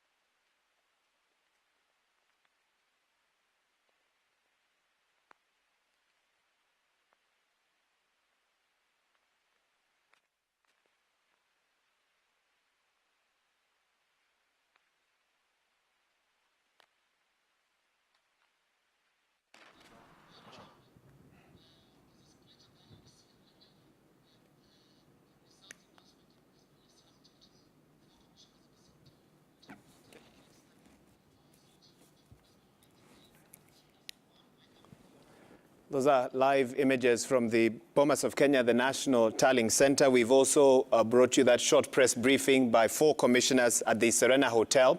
What is emerging is a split at the IEBC with Wafula Chebukati, the chair, and 2 commissioners who had earlier on made their way to the dais there at the Bomas of Kenya, possibly to release the results. But commotion ensued there at the day's security situation, and the security officers there are now trying to sort out the situation. But I know, Mashirima, you're also following what was happening at the Serena Hotel, where that press briefing just took place. Naam, bila shaka na naibu mwenyekiti wa IEBC Juliana Cherera pamoja na makamishna wengine wa IEBC Julius Nyang'aya, Francis Wanderi na Irene Masit wakiwa wanatoa hotuba hapo kwa wanahabari wakisema kwamba wamejaribu zaidi kurekebisha yale ambayo yalikuwepo katika chaguzi za awali na kwamba uchaguzi huu wameufanya kwa njia nzuri kabisa na kwamba wameweza kushirikiana na washikadau wengine, na kutoka kwao wanasema kwamba wamefanya kazi nzuri, lakini Julian hapo akisema kwamba kuna masuala ambayo wanahitaji kuyasema, kwamba hawawezi kujumuika na wengine pale Bomas, lakini Faisal Abdulrahman ni Faisal Ahmed ambaye yuko Serena hivi sasa anaungana nasi kwa mengi zaidi. Faisal, kama unatusikia, hebu tueleze kwa nini makamishna hao hawaja kubali maswali na la msingi wamesema nini? Naam, asante sana Mashirima. Labda ungeweza kunikubalia niweze kuendelea kwa lugha ya Kiingereza. Now, the 4 IEBC commissioners just a few minutes ago concluded a press briefing that was also very brief, less than 5 minutes, explaining that the whole process, the whole 2022 general elections were conducted in a way that they feel was actually very good and above board. However, they're saying that there was some issues with the last tallying, that is for the presidential candidates, and that they are not comfortable being part of it, and that there were some opaque things that were happening in which they do not want to be a part of. However, they've refused to take our questions, and they insist that they're going to give a more detailed press briefing after this. So we're just waiting to hear more from them, but all indications are showing that there is a dispute or discord between the IEBC commissioners, because a few moments ago 4 of them were here addressing the media on the irregularities or opaqueness or opaque nature in which the presidential tally was actually conducted with. Now, from here, we're just going to see if they're going to give us that detailed brief or if we are going to actually go somewhere else and see what's happening. But so far, that is what we have here from Serena Hotel, and we just are keeping our eyes and ears open in case anything else pops up. Mashirima. Ahmed hapo kutoka Serena akiwa anatueleza yale ambayo yamejiri katika mkahawa huo wa Serena, akisema kwamba makamishna hao 4 wamejitenga na matangazo ambayo tulikuwa tunatarajia kutoka kwa mwenyekiti wa IEBC Wafula Chebukati ambaye ni afisa mkuu wa uchaguzi wa urais. Makamishna hao wakiwa ni naibu wa IEBC Juliana Cherera, Julius Nyang'aya, Francis Wanderi na Irene Masit. Now, Sam and Titus, you saw the pictures coming out of Bomas. Last 6 days, it's been pretty calm and tranquil. And Wahiga, you were there yourself. You saw that for yourself. I mean, there were isolated incidents here and there, but right. nothing close to what was... Nothing close to what we've just seen the last 30 minutes or so. And Chebukati had actually come down. He was on the dais, like you said, and then he disappeared back upstairs. 4 commissioners have taken off, saying they aren't going to go with the results of what they call the opaqueness of the election. The last phase, specifically. That's what she kept emphasizing. What's going on? Jeff, to be honest, of course, without doubt, the situation has been complicated by the statement that has been read by the 4 commissioners from Serena. If they had not read the statement, probably one would say it would have been a bit easier to cascade along the legal provisions. But having come out very clearly, very unequivocally, to state that they do not wish to be associated with the results that are going to be announced at Bomas, it really complicates the situation. Remember, this is something that we have never stared before in this country. So perhaps in as much as they have said that parties that dispute to it have a right to go to court, which of course is provided for in the Constitution. But the message that is strongly sent out there is that towards the tail end, the whole process has been compromised. And compromised in the basis that at this point, I suppose Chebukati is remaining with 3 commissioners. So it's 3 commissioners. Two commissioners. Two commissioners against 4. And I mean, in all strings of imagination, I wouldn't want to speculate, but how does it come to a point where 4 people are disputing against 2? Bobby? Nikiongezea Kiingereza ama ni Endelea tu kwa ile lugha ambayo wewe mwenyewe unaridhia. Yale mwenzangu aliyosema ni kwamba hawa wanne. Bobby, let me interrupt you for a second. I can see there William Ruto's mother being escorted. I don't know if it's to the days or outside. Of course, she's been here as all this has been happening, and we certainly hope the authorities here will quickly restore peace and calm to this auditorium. It's very crucial because the declaration of the president-elect will be made here. So I think she's being escorted out. Yeah, looks like out. Probably the state of security there is not one that can be guaranteed, but it is very unfortunate what has transpired here. And I don't know, to both my guests here, whether the Constitution envisioned a situation where there's a split in the commission. I know 2017 wasn't easy either. You remember Rosalyn Akombe, the then commissioner, left just before the fresh election on the 18th of October 2017. And thereafter, you know, there were a lot of questions about how the commission had been running, whether they'd been united as they moved forward, but somehow they were able to soldier and weather whatever storm they went through and give Kenyans a decision. But this time round, it seems that that will not be the case. What does the Constitution say about a split in the IBC, if that was ever a discussion, Bobby? One, I wanted to give that dynamic in terms of the optics, that the 4 commissioners, if I'm not wrong, are the newly appointed commissioners, the ones who came into office September 2021, yeah, I believe? last year. Yeah. And so we're probably seeing that institutional, you know, split. But we, in terms of the constitutionality and legality of what was intended today, we have to remember that, yes, the commission comprises, you know, constitutionally of the chairperson and the commissioners. So there is the sense that the chairperson is an institution unto itself. And that's why when you look at Article 138(10) and why the chairperson is the national returning officer of the presidential election, it does give that onus on the chairperson. It doesn't say it is the commission that announces. It does put the onus on the chairperson of the commission to declare the election, you know, within 7 days after the presidential election. So as long as the chairperson does eventually give that announcement, then we move to the next step.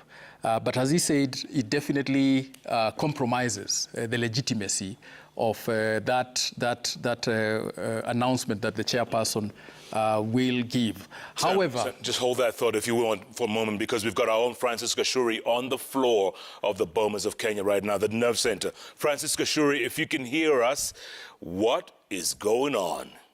Check, mic check, mic check. Mic check is fine, Gashuri. You can go on. What's going on? You're talking to the studio. Gashuri, if you can hear us. Jeff, I can hear you. Good afternoon. Doesn't look like a very good one here at the Bomas of Kenya. What started as a very patriotic event, escalating into scenes of violence.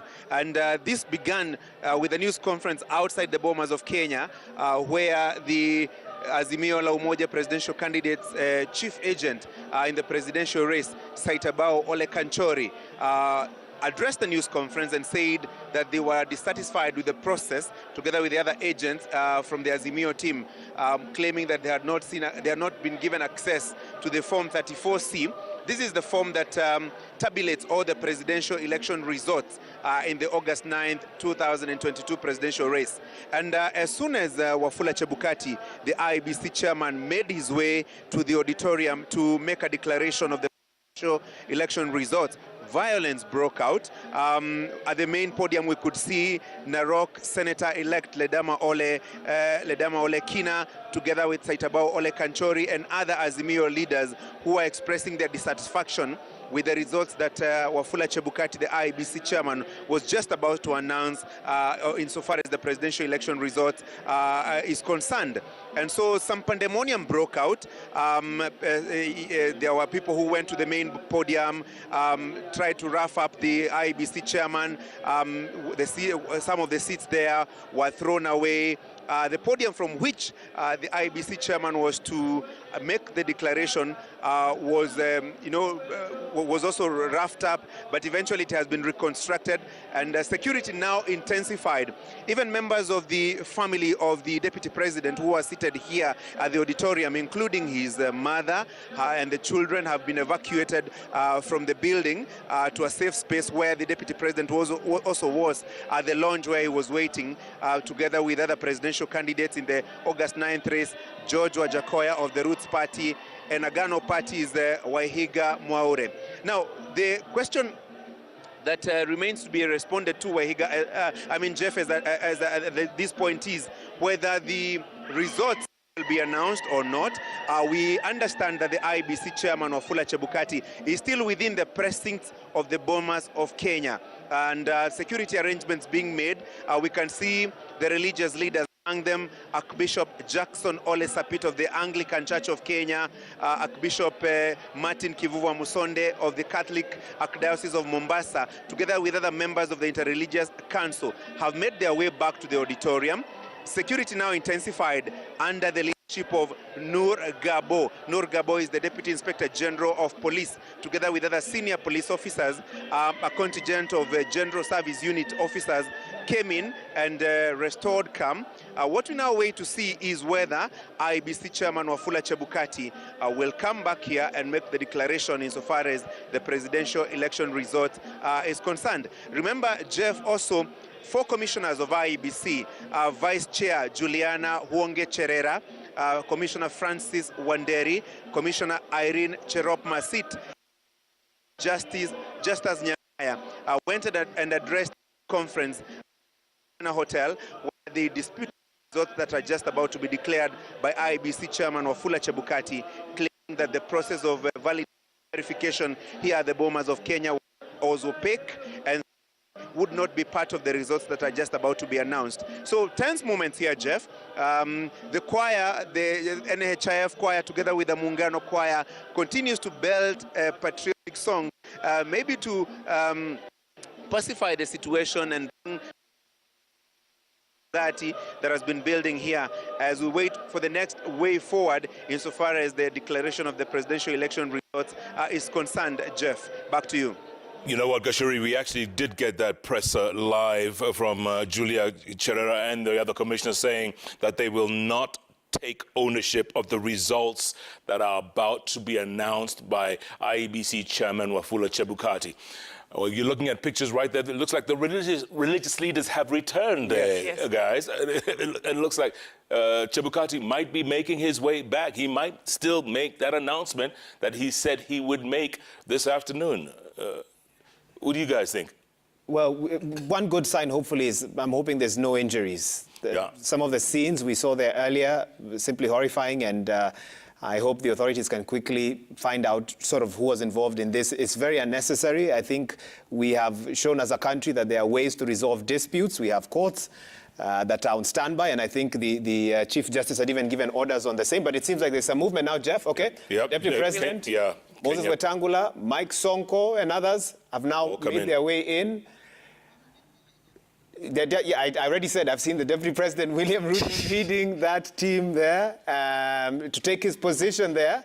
I think someone in the gallery didn't quite hear me a bit earlier on. And of course, the Kenya Kwanza UDA candidate. I guess, Jeff, we are now waiting for the 3 commissioners. That's right. Because they are the only ones. And it's only Wafula, actually. Article 138, subsection 10, right? Stipulates the chairperson of the IEBC shall announce the president-elect. And he's the national returning officer and the presidential returning officer as well. So as much as there are 7 commissioners, the task of reading the name of the president-elect is up to Wafula Chebukati as envisioned in the law. It looks like everyone's standing right now, which is a sign, guys. It's a sign. Let's listen in. Let's listen in.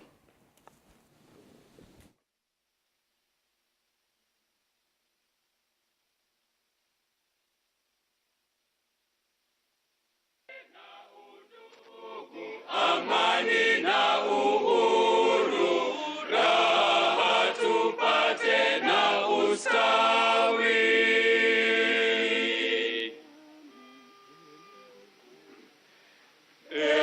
Mungu twaomba uilinde Jumuiya Afrika Mashariki, tuwezeshe kuishi kwa amani, tutimize na malengo yetu.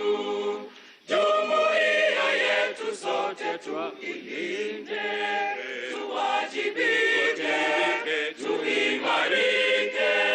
Umoja wetu ni nguzo yetu, idumu jumuiya yetu.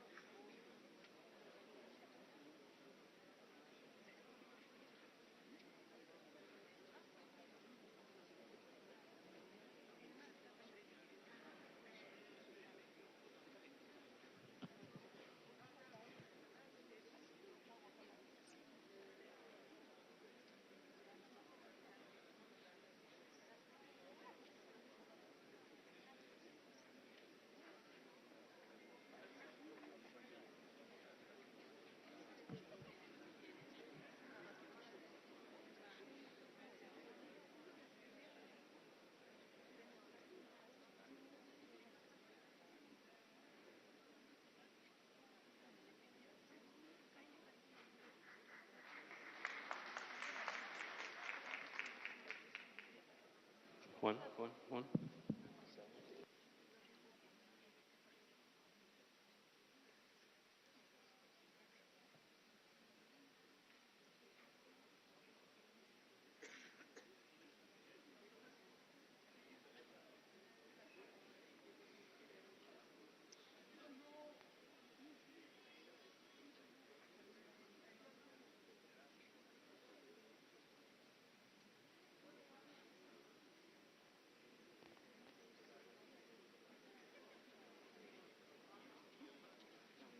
1 2 2 2 2 2 check 1 2 check 1 2 1 2 microphone checking check 1 2 check 1 2 check check check 1 2 usinieke kwa house please sawa.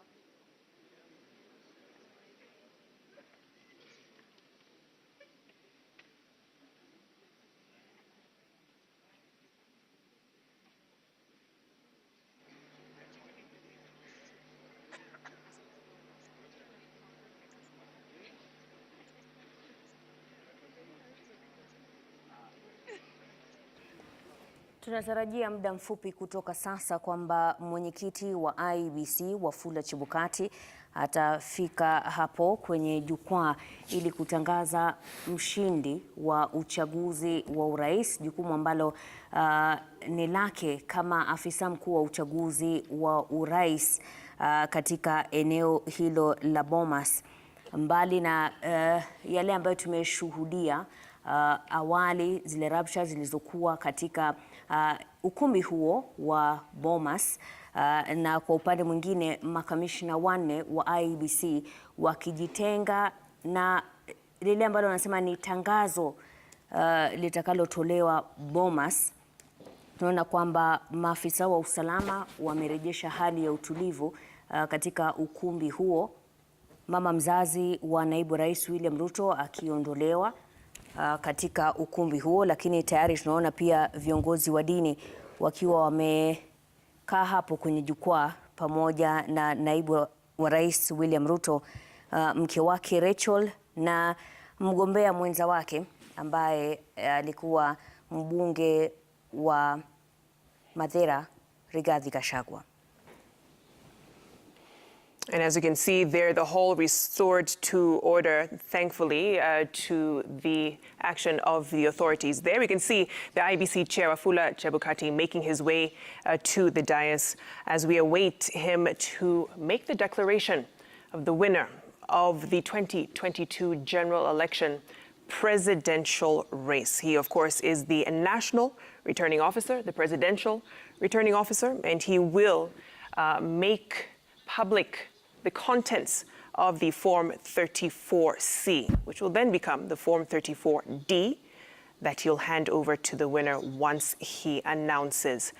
And of course, there, Deputy President William Ruto, the UDA presidential candidate, who is also joined by his wife, Rachel Ruto. Let's listen in now.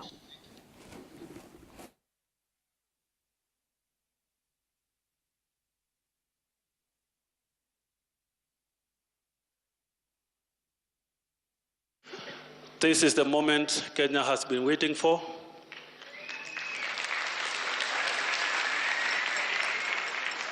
The nation has been anxious, but we want to urge all Kenyans, let us now put our anxiety aside. The Bible says the end of a matter is better than the beginning. We want to urge the country to remain united. We have families to look after, an economy to grow, children who will go back to school. We want our nation back. Let us all pray together. Heavenly Father, here we stand before you as a nation of Kenya. We have always seen your hand of mercy, looking after us, watching after us. Even when we push ourselves to the brink, you always know how to lift us up. Lord, we want to ask you that you'll guide the nation of Kenya today as we are going to hear the announcement of the process that has always been on. And Lord, when we hear the outcome, our prayer is that you'll keep this nation united. You'll make us find our being and love one another and care for each other, for we all belong together. None of us is going to go anywhere. We will remain to support each other and grow this country. We commit, oh God, all those who have been leading us to you in their various formation, that you will bless them. And as the election has come to a conclusion, we know there are those who have lost. Lord, we ask that you will help them as they come to terms. And even those who have won, Lord, help them to be magnanimous in their winning and embrace everybody. For they have been given an opportunity to lead those who voted for them and those who did not vote for them. So, Lord, bind us together with cords of love that cannot be broken. Enable us, oh God, to emerge out of this, shake off our dust, and march on and build this great nation. Lord, for the exercise ahead of us, we commit the chair and the commissioners before you, and all of us gathered in this room, that your will prevails, your presence overwhelms us, and this nation, oh God, will not go to the drain because you reign. This is our prayer in the name of God the Father, and of the Son, and of the Holy Spirit. Amen.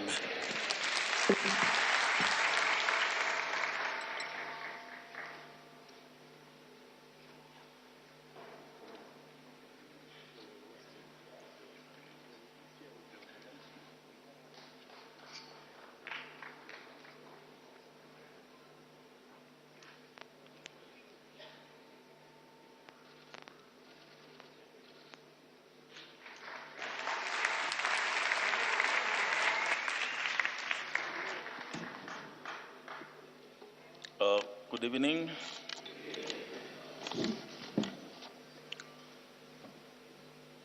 We have walked the journey of ensuring that Kenyans get a free, fair, and credible election. It's not been an easy journey. Right now, 2 of my commissioners and the CEO are injured. And of course, they are being treated. We have staff who have been profiled. There's a staff returning officer in Bakassi West who disappeared while on duty. We have staff who have been arbitrarily arrested for no reasons. We don't know where they are. Some from this National Tallying Center. But we have a constitutional duty to perform.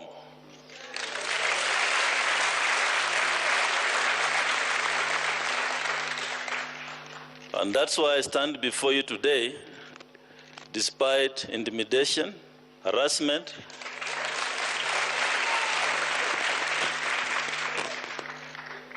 I took an oath of office to serve this country. And I've done my duty in accordance with the Constitution and the laws of the land. And I feel proud that I've been given this opportunity to serve Kenyans. This, of course, will be my last election to preside over. And for those who will come, we have prepared for you what the Constitution envisaged from us, an independent electoral commission.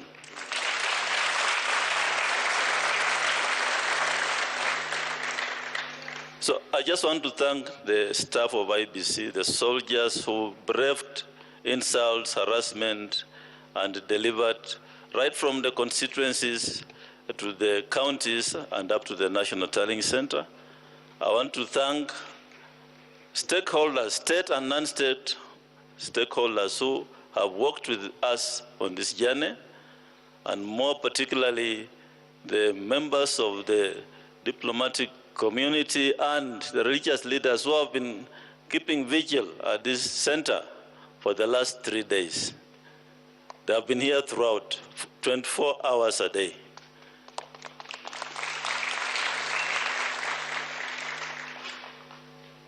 So Kenyans came out and voted on the 9th of August, and these are the results of what the will of the Kenyan people reflects. These results are in the public portal. The same results which I'm reading here are the ones in the public portal.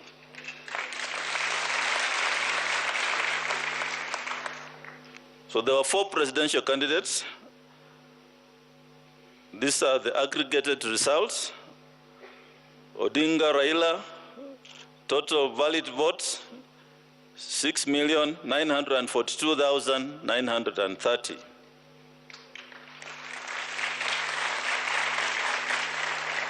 And this represents 48.85%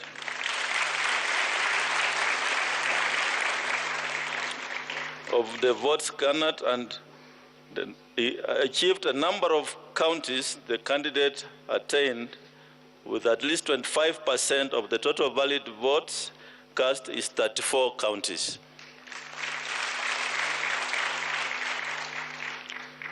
Ruto William Samoei, number of valid votes, 7 million.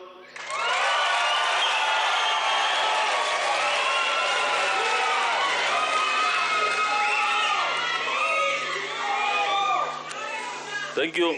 7,176,141.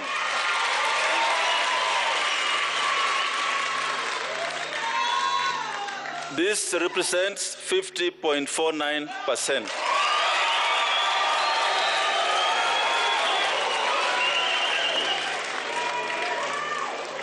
And he achieved the minimum number of 39 counties at 25%. Waihika David Maure, number of valid votes in figures 31,987. That represents 0.23%. Number of counties with a minimum of 25%, 0. Washakoya George Luchiri, 61,969.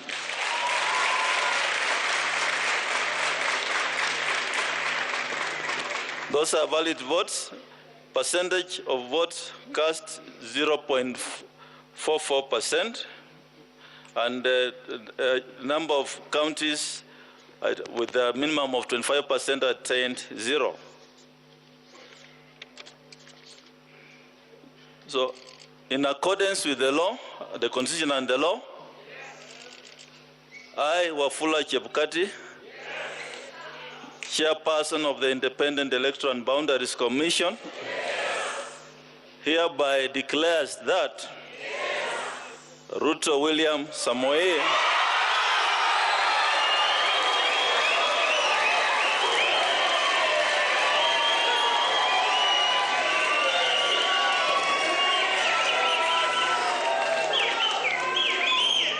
of ID number 6847208 has been duly elected as the President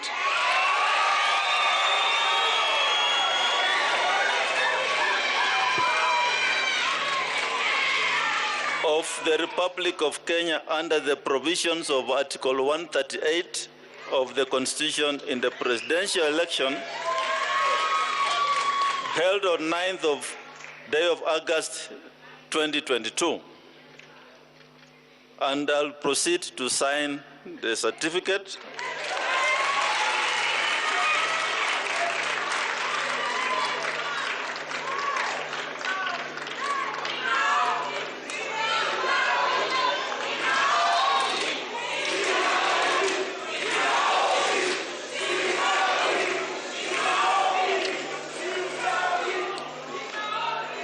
I invite the President-elect to come forward and receive his certificate.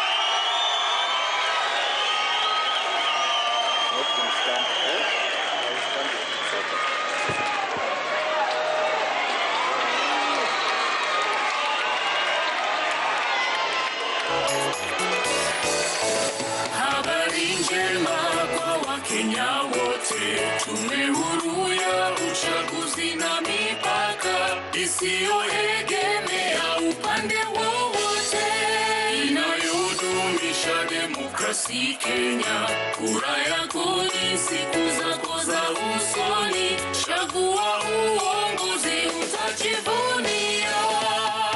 IEBC, jihusishe na upige kura. IEBC,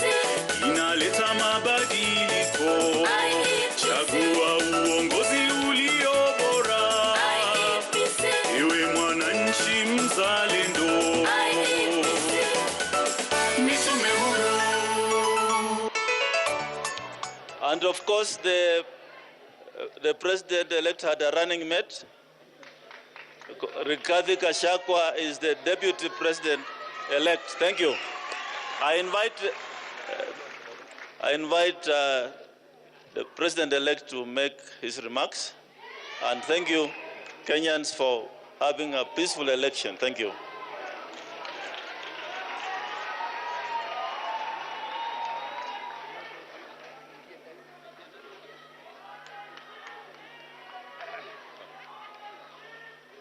Thank you. Thank you very much. Asanteni sana.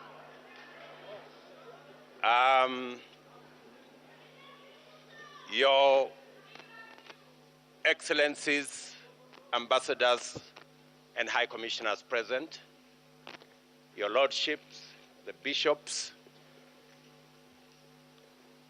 and members of the clergy in the Republic of Kenya, my good Deputy, Rigathi Gachagua,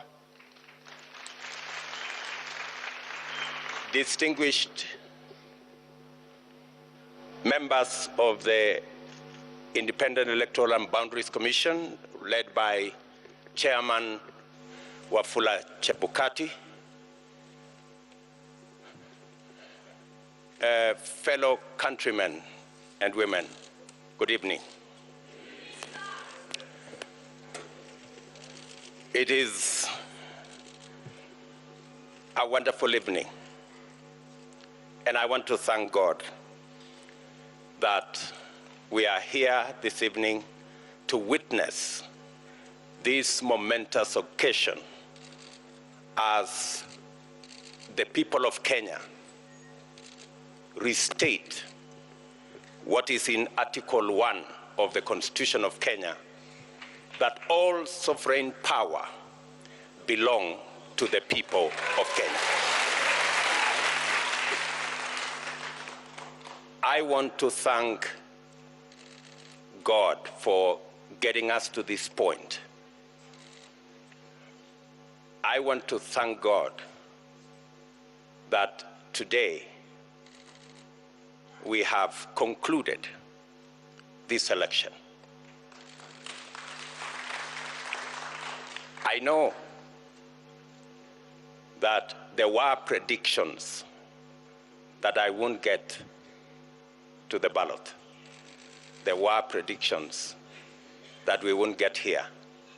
But because there is a God in heaven, we are here. And I want to, in a very special way, say and confess that without God, we wouldn't have been here. My gratitude also goes to the people of Kenya,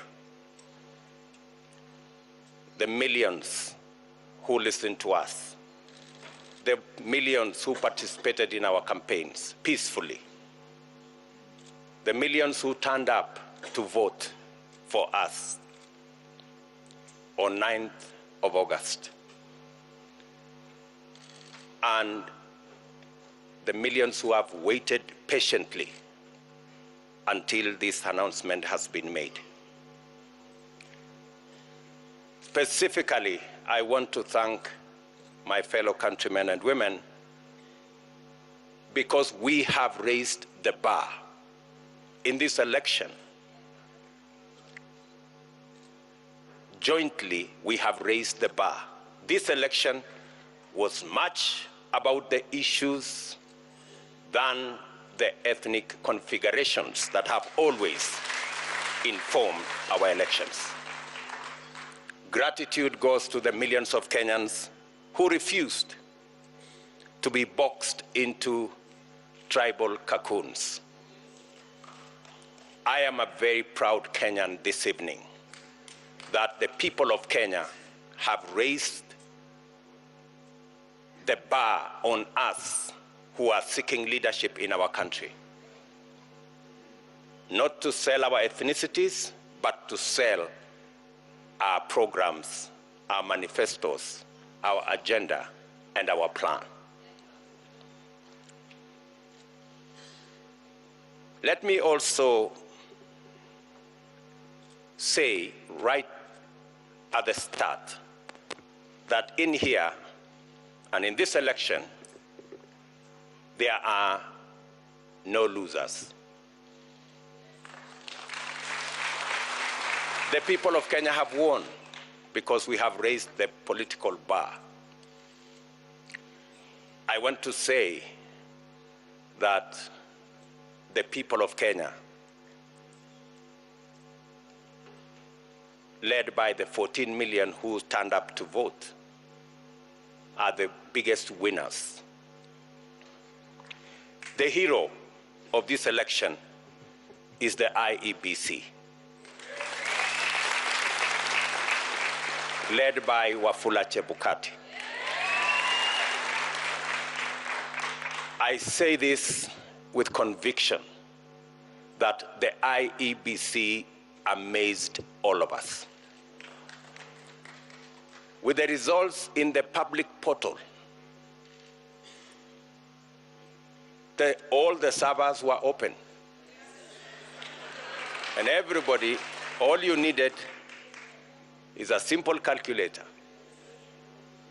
and you would have the results. I want to congratulate the IEBC for raising the bar.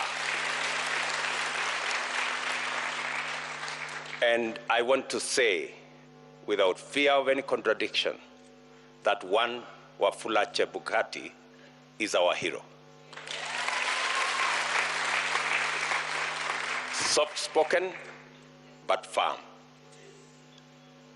And I want to tell you, Mr. Chairman, we are very proud that without informing any one of us, you put all the results from all the polling stations on a public portal where any Kenyan could access. That became the game changer in this election.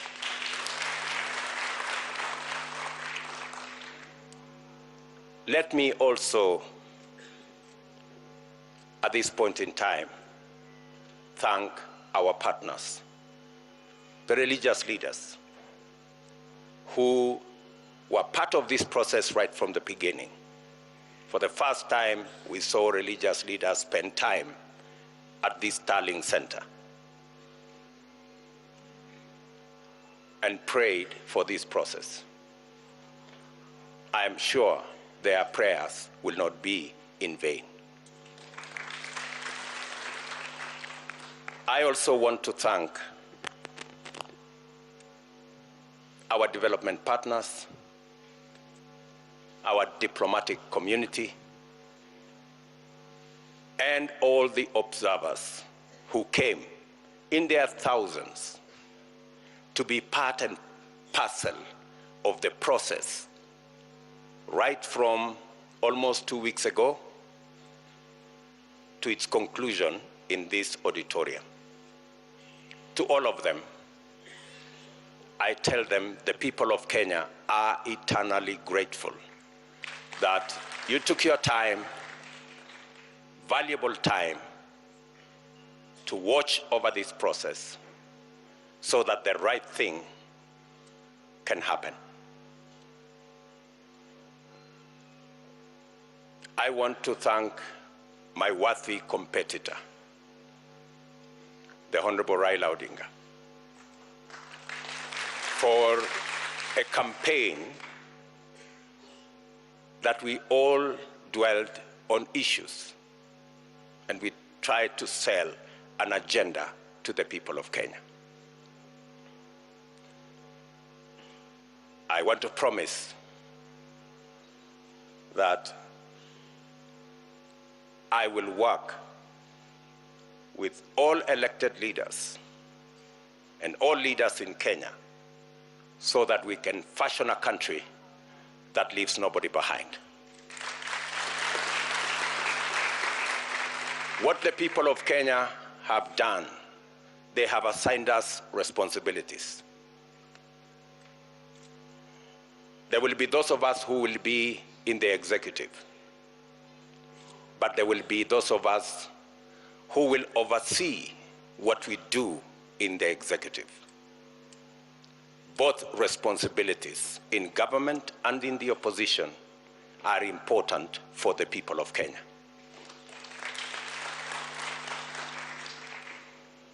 I want to promise the people of Kenya that I will run a transparent, open, democratic government. And I will work with the opposition to the extent that they provide oversight over my administration.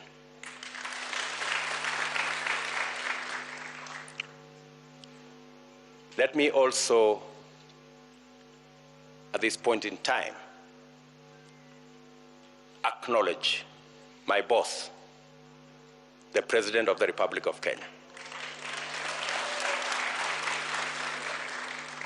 His Excellency Uhuru Kenyatta, who has worked with me over the last 10 years in various forms. And I want to commit to the people of Kenya that I will build on the foundation that President Kenyatta and I put together and take this country to the next level. I want to promise all the people of Kenya, whichever way they voted, that this will be their government. I know many are wondering, especially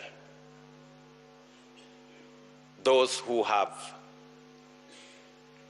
done many things against us. I want to tell them that they have nothing to fear. There is no room. There is nothing. There is no room for vengeance. There is no room for looking back. We are looking into the future. I am acutely aware that our country is at a stage where we need all hands on deck to move it forward. We do not have the luxury to look back. We do not have the luxury to point fingers. We do not have the luxury to apportion blame. We must close ranks and work together for a functioning, democratic, prosperous Kenya. I want to thank the members of my team, starting with my wife and family.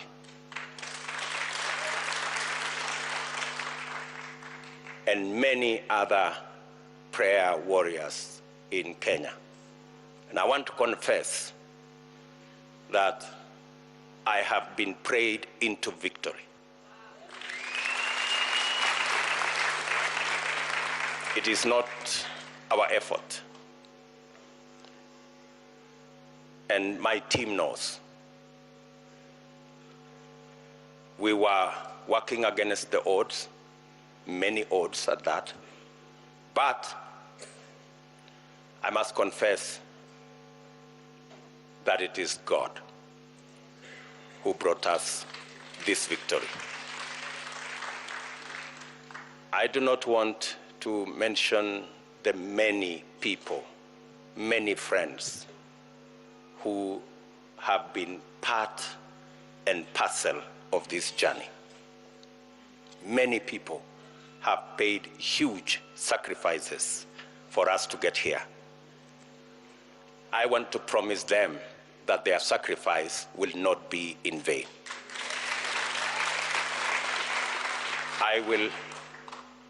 I and my team and I will work very hard to make sure that we don't let the sacrifices made by many Kenyans, we don't let them down. I am very confident that this country will come together and we can move forward as one united, democratic, and prosperous country. I want to ask our religious leaders from across Kenya to pray for us and to pray for the unity and prosperity of our country.